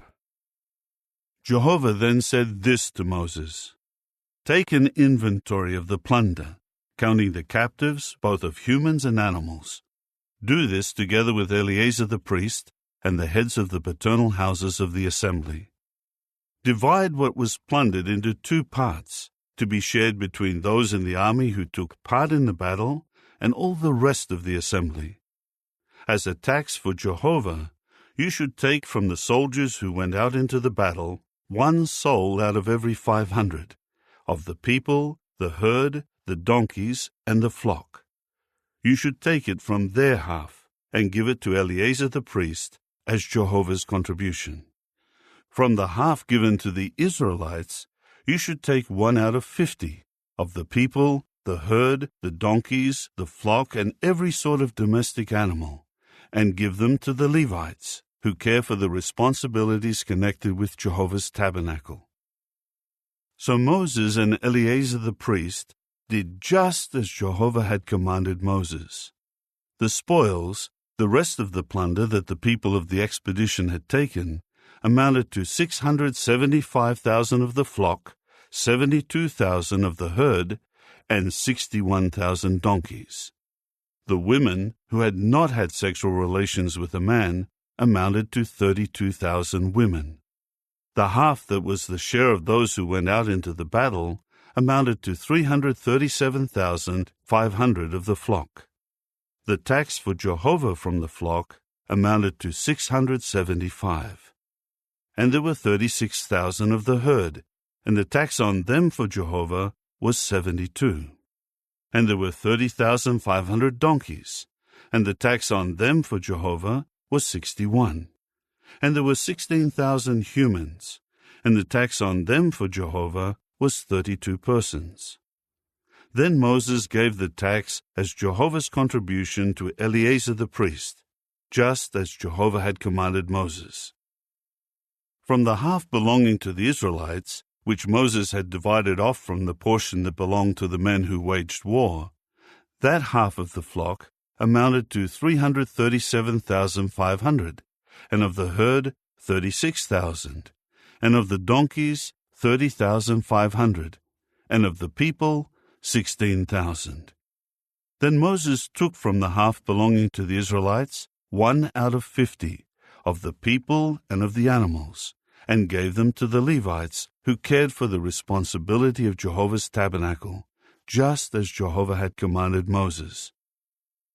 Then the appointed men who were of the thousands of the army, the chiefs of the thousands and the chiefs of the hundreds, approached Moses, and they said to Moses, "Your servants have taken the count of the men of war who are under our command, and not one has been reported missing from us. So let us each present what he has found as Jehovah's offering: articles of gold, ankle chains, bracelets, signet rings, earrings, and other jewelry, in order to make atonement for ourselves before Jehovah." So Moses and Eleazar the priest accepted the gold from them, all the jewelry. All the gold of the contribution that they made to Jehovah amounted to 16,750 shekels, from the chiefs of the thousands and the chiefs of the hundreds. The men of the army had each taken plunder for himself. Moses and Eleazar the priest accepted the gold from the chiefs of the thousands and of the hundreds, and brought it into the tent of meeting as a reminder for the people of Israel before Jehovah. Chapter 32. Now the sons of Reuben and the sons of Gad had very large quantities of livestock, and they saw that the lands of Jazer and Gilead were a good region for livestock. So the sons of Gad and the sons of Reuben approached Moses, Eleazar the priest, and the chieftains of the assembly, and said, Ataroth, Dibon, Jazer, Nimrah, Heshbon, Elealeh, Sebam, Nebo, and Beon, the land that Jehovah defeated before the assembly of Israel, is a good land for livestock, and your servants have much livestock. They continued, If we have found favor in your eyes, let this be the land given to your servants as a possession. Do not make us cross the Jordan. Then Moses said to the sons of Gad and the sons of Reuben, Are your brothers to go to war while you yourselves keep dwelling here? Why should you discourage the people of Israel from crossing into the land that Jehovah is certain to give them? That is what your fathers did when I sent them from Kadesh Barnea to see the land. When they went up to the valley of Eshcol and saw the land, they discouraged the people of Israel from going into the land that Jehovah was to give them. Jehovah's anger blazed on that day, so that he swore, The men who came up out of Egypt, from 20 years old and up, will not see the land of which I have sworn to Abraham, Isaac, and Jacob, because they have not followed me wholeheartedly, except Caleb the son of Jephunneh the Kenizzite, and Joshua the son of Nun, because they have followed Jehovah wholeheartedly. So Jehovah's anger blazed against Israel, and he made them wander about in the wilderness for 40 years, until all the generation that was doing evil in the eyes of Jehovah came to its end. Now here you have risen in the place of your fathers, as a brood of sinful men, who increased the burning anger of Jehovah against Israel. If you turn back from following him, he will certainly leave them again in the wilderness, and you will bring ruin to all this people. They later approached him and said, Let us build here stone pens for our livestock and cities for our children. But we will continue ready for battle and will go before the Israelites until we have brought them to their place, while our children will dwell in the fortified cities, safe from the inhabitants of the land. We will not return to our houses until each of the Israelites has received his land as an inheritance. For we will not receive an inheritance with them on the other side of the Jordan and beyond, because we have received our inheritance on the east side of the Jordan. Moses replied to them, If you will do this, Take up arms before Jehovah for the war. And if every one of you takes up arms and crosses the Jordan before Jehovah, as he drives away his enemies from before him, until the land is subdued before Jehovah, afterward you may return and be free from guilt before Jehovah and Israel. Then this land will become your possession before Jehovah. But if you do not do this, you will have sinned against Jehovah. In that case, know that your sin will catch up with you. So you may build cities for your children and pens for your flocks, but you must do what you have promised. The sons of Gad and the sons of Reuben said this to Moses: Your servants will do just as my Lord is commanding. Our children, our wives, our livestock, and all our domestic animals will stay there, in the cities of Gilead. But your servants will cross over, every man armed for battle to wage war before Jehovah, just as my Lord is speaking. So Moses gave a command concerning them to Eleazar the priest, to Joshua the son of Nun, and to the heads of the paternal houses of the tribes of Israel. Moses said to them, If the sons of Gad and the sons of Reuben cross over the Jordan with you, every man armed for the war before Jehovah, and the land is subdued before you, you will then give them the land of Gilead as a possession. But if they do not take up arms and cross over with you, they will then settle among you in the land of Canaan. To this the sons of Gad and the sons of Reuben answered, What Jehovah has spoken to your servants is what we will do. We will take up arms and cross over before Jehovah to the land of Canaan. But the possession we are to inherit will be on this side of the Jordan. So Moses gave to them, to the sons of Gad, the sons of Reuben, and to the half-tribe of Manasseh the son of Joseph, the kingdom of Sihon, the king of the Amorites, and the kingdom of Og, the king of Bashan, the land belonging to its cities in those territories, and the cities of the surrounding land. And the sons of Gad built Dibon, Ataroth, Aroah, Atroth-Shophan, Jazer, Jogbehah, Beth-Nimrah, and Beth-Haran, fortified cities, and they built stone pens for the flocks. And the sons of Reuben built Heshbon, Elealeh, Kiriathaim, Nebo, and Baal-Meon, their names being changed, and Sibmah, and they began to rename the cities that they rebuilt. The sons of Machir, the son of Manasseh, marched against Gilead and captured it, and drove away the Amorites who were in it. So Moses gave Gilead to Machir, the son of Manasseh, and he began dwelling in it. And Jair, the son of Manasseh, marched against them, and captured their tent villages, and he began to call them Havoth-Jair. And Nobah marched against and captured Kenath and its dependent towns, and he began to call it Nobah by his own name. Chapter 33. These were the stages of the journey of the people of Israel when they went out of the land of Egypt by their companies, under the direction of Moses and Aaron. Moses kept recording the departure places by the stages of their journey, at the order of Jehovah, and these were their stages from one departure place to another. They departed from Ramesses in the 1st month, on the 15th day of the month. On the very day after the Passover, the Israelites went out with confidence before the eyes of all the Egyptians. Meanwhile, the Egyptians were burying all the firstborn whom Jehovah had struck down among them, for Jehovah had executed judgments on their gods. So the Israelites departed from Ramesses and camped at Succoth. Then they departed from Succoth and camped at Etham, which is on the edge of the wilderness. Next they departed from Etham and turned back toward Pi-hahiroth, which is in view of Baal-zephon, and they camped before Migdol. After that they departed from Pi-hahiroth and passed through the midst of the sea to the wilderness, and kept marching a 3-day journey in the wilderness of Etham, and camped at Meirah. Then they departed from Meirah, and came to Elim. Now in Elim there were 12 springs of water, and 70 palm trees. So they camped there. Next they departed from Elim and camped by the Red Sea.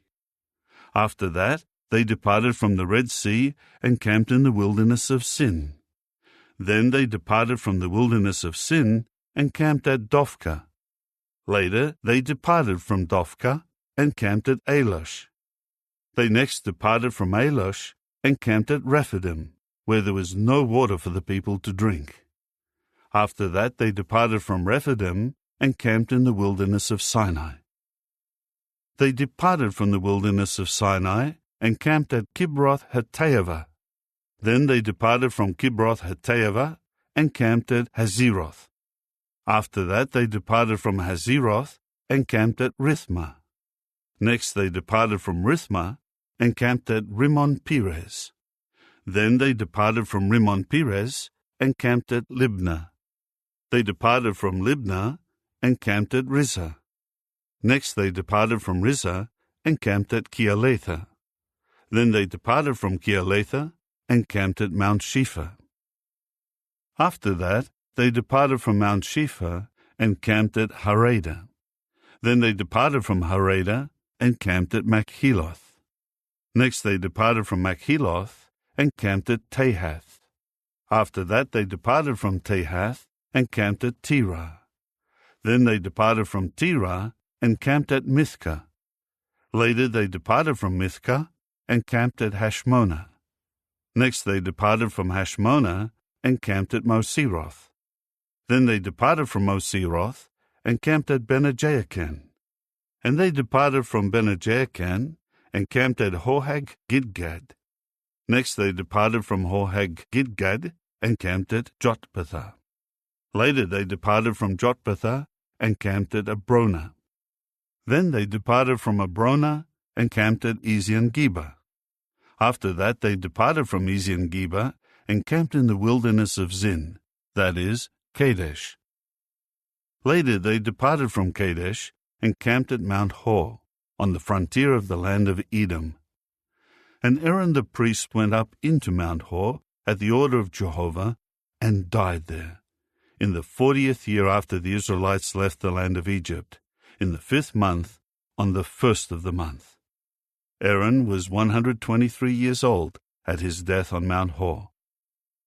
Now the king of Arad, the Canaanite who was dwelling in the Negeb in the land of Canaan, heard about the coming of the Israelites. In time they departed from Mount Hor and camped at Zalmonah. After that they departed from Zalmonah and camped at Punon. Next they departed from Punon and camped at Oboth. Then they departed from Oboth and camped at Aya-Abarim, on the border of Moab. Later they departed from Ayim and camped at Dibon-Gad. After that they departed from Dibon-Gad and camped at Almon-Diblathaim. Then they departed from Almon-Diblathaim and camped in the mountains of Abarim before Nebo. Finally they departed from the mountains of Abarim and camped on the desert plains of Moab, by the Jordan, at Jericho. They continued camping along the Jordan from Beth Jeshemoth as far as Abel-Shittim, on the desert plains of Moab. Jehovah spoke to Moses on the desert plains of Moab by the Jordan at Jericho, saying, "Speak to the Israelites and tell them, you are crossing the Jordan into the land of Canaan. You must drive away all the inhabitants of the land from before you, and destroy all their carvings of stone and all their metal statues, and you should demolish all their sacred high places. And you will take possession of the land and dwell in it, because I will certainly give you the land as a possession. You must apportion the land by lot as a possession among your families. To the larger group you should increase his inheritance, and to the smaller group you should reduce his inheritance. Everyone's inheritance will be where his lot falls. You will receive your property as an inheritance by the tribes of your fathers. If, though, you do not drive the inhabitants of the land away from before you, those whom you allow to remain will be as irritants in your eyes and thorns in your sides, and they will harass you in the land where you will dwell. and I will do to you what I intended to do to them. Chapter 34. And Jehovah spoke further to Moses, saying, Give these instructions to the Israelites. When you go into the land of Canaan, this is the land that will fall to you as an inheritance, the land of Canaan, according to its boundaries. Your southern border will extend from the wilderness of Zin alongside Edom, and your south boundary on the east will be from the extremity of the Salt Sea. Your boundary will change direction to pass south of the ascent of Akrabim and continue to Zin, and its end will be south of Kadesh Barnea. Then it will extend to Hazar Adar and continue to Asman. The boundary will change direction at Asman to the Wadi of Egypt, and its end will be at the sea. Your western boundary will be the Great Sea and the coast. This will become your western boundary. Now this will be your northern boundary. From the Great Sea you will mark your boundary out to Mount Hor. From Mount Hor you will mark out the boundary to Lebo Hamath, and the end of the boundary will be at Zedad. And the boundary will extend to Ziphron, and its end will be Hazar Enan. This will become your northern boundary. Then you should mark as your boundary on the east from Hazar Enan to Shepham. The boundary will extend from Shepham to Riblah on the east of Ain, and the border will go down and cross the eastern slope of the Sea of Kinnereth. The border will extend to the Jordan, and its end will be the Salt Sea. This will be your land and the boundaries surrounding it.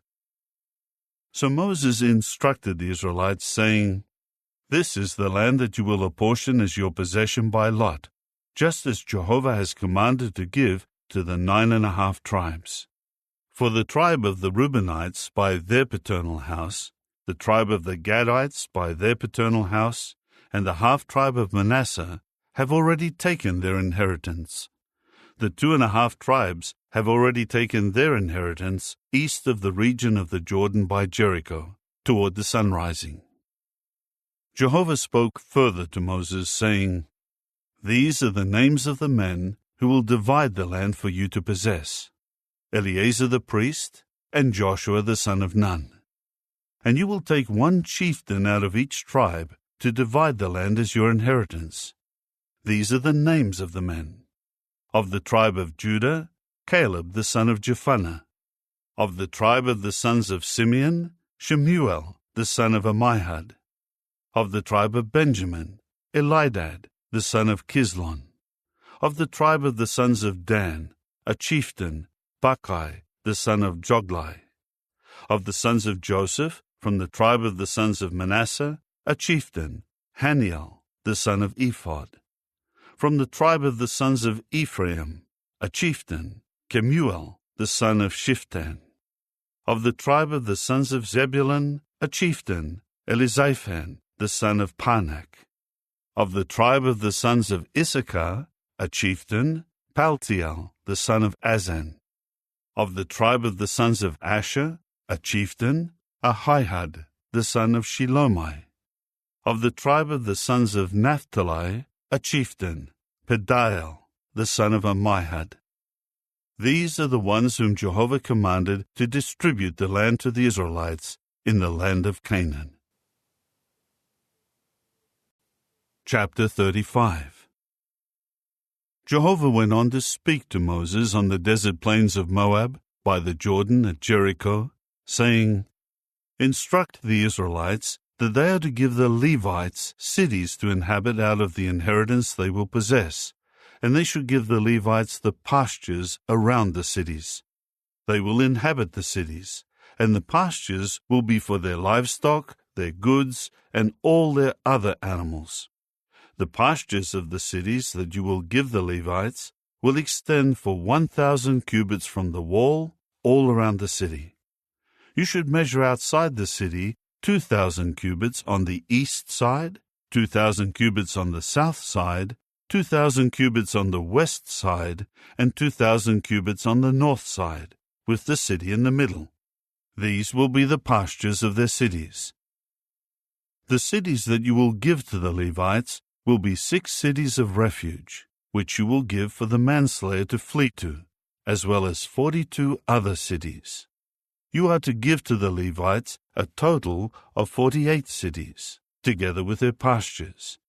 The cities you give them will be from the possession of the Israelites. From the larger group you will take many, and from the smaller group you will take few. Each group will give some of its cities to the Levites in proportion to the inheritance that it receives. Jehovah continued to speak to Moses, saying, "Speak to the Israelites and tell them, you are crossing the Jordan to the land of Canaan.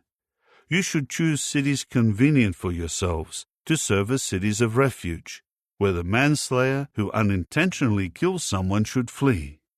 These cities will serve as a refuge for you from the blood avenger, so that the manslayer will not die until he stands trial before the assembly. The 6 cities of refuge that you provide will serve this purpose. You will provide 3 cities on this side of the Jordan and 3 cities in the land of Canaan, to serve as cities of refuge. These 6 cities will serve as a refuge for the Israelites, for the foreign resident, and for the settler among them, for anyone to flee there who unintentionally kills someone. But if he struck him with an iron instrument and he dies, he is a murderer. The murderer should be put to death without fail. And if he struck him with a stone that could cause death, and he dies, he is a murderer. The murderer should be put to death without fail. And if he struck him with a wooden instrument that could cause death, and he dies, he is a murderer. The murderer should be put to death without fail. The avenger of blood is the one who will put the murderer to death. When he encounters him, he himself will put him to death. If death resulted because he pushed him out of hatred, or threw something at him with malicious intent, or out of hatred he struck him with his hand and he died, the one who struck him will be put to death without fail. He is a murderer. The avenger of blood will put the murderer to death when he encounters him. But if it was unexpectedly, and not out of hatred, that he pushed him or threw any article at him without malicious intent, or if he did not see him and caused a stone to fall on him, and he was not an enemy or seeking his injury, and the person died, the assembly should then judge between the one who struck him and the avenger of blood, in harmony with these judgments. The assembly should then save the manslayer from the hand of the avenger of blood, and return him to his city of refuge, to which he had fled, and he must dwell in it until the death of the high priest, who was anointed with the holy oil. But if the manslayer goes out of the boundary of his city of refuge to which he fled, and the avenger of blood finds him outside the boundary of his city of refuge, and slays the manslayer, he has no blood guilt. For he must dwell in his city of refuge until the high priest's death. But after the high priest's death, the manslayer may return to the land that he owns. These things will serve for you as a statute for judgment throughout your generations in all your dwelling places. Whoever kills a person should be put to death as a murderer on the testimony of witnesses, but no one will be put to death on the testimony of just one witness. You must take no ransom for the life of a murderer who is deserving to die, for he should be put to death without fail. And you must not take a ransom for one who has fled to his city of refuge, allowing him to resume dwelling in his land before the death of the high priest. You must not pollute the land in which you live, for blood pollutes the land, and there may be no atonement for the blood that has been spilled on the land, except by the blood of the one who spilled it. You must not defile the land in which you dwell, in which I am residing, for I, Jehovah, am residing in the midst of the people of Israel. Chapter 36. The family heads of the descendants of Gilead, the son of Machir, the son of Manasseh, of the families of the sons of Joseph, approached and spoke before Moses and the chieftains, the family heads of the Israelites. They said, Jehovah commanded my Lord to distribute the land by lot as an inheritance to the Israelites. And my Lord was commanded by Jehovah to give the inheritance of our brother Zelophehad to his daughters. If they marry men from another Israelite tribe, the women's inheritance will also be withdrawn from the inheritance of our fathers, and be added to the inheritance of the tribe to which they would then belong, so that it would be withdrawn from the lot of our inheritance. Now when the Jubilee takes place for the people of Israel, the women's inheritance will also be added to the inheritance of the tribe to which they then belong, so that their inheritance would be withdrawn from the inheritance of the tribe of our fathers. Then Moses commanded the Israelites at the order of Jehovah. What the tribe of the sons of Joseph is saying is correct. This is the word that Jehovah has commanded for the daughters of Zelophehad. They may marry whomever they wish. However, they should marry someone from a family of the tribe of their father. No inheritance of the Israelites should circulate from tribe to tribe, for the Israelites should hold on to the inheritance of the tribe of their forefathers. And every daughter who possesses an inheritance among the tribes of Israel should become a wife of a descendant of her father's tribe, so that the Israelites may keep possession of the inheritance of their forefathers. No inheritance should circulate from one tribe to another tribe, for the tribes of Israel should hold on to their own inheritance. The daughters of Zelophehad did just as Jehovah had commanded Moses. So Mahlah, Tirzah, Hoglah, Milcah, and Noah, the daughters of Zelophehad, married the sons of their father's brothers. They became wives of men from the families of Manasseh the son of Joseph, so that their inheritance would remain in the tribe of their father's family.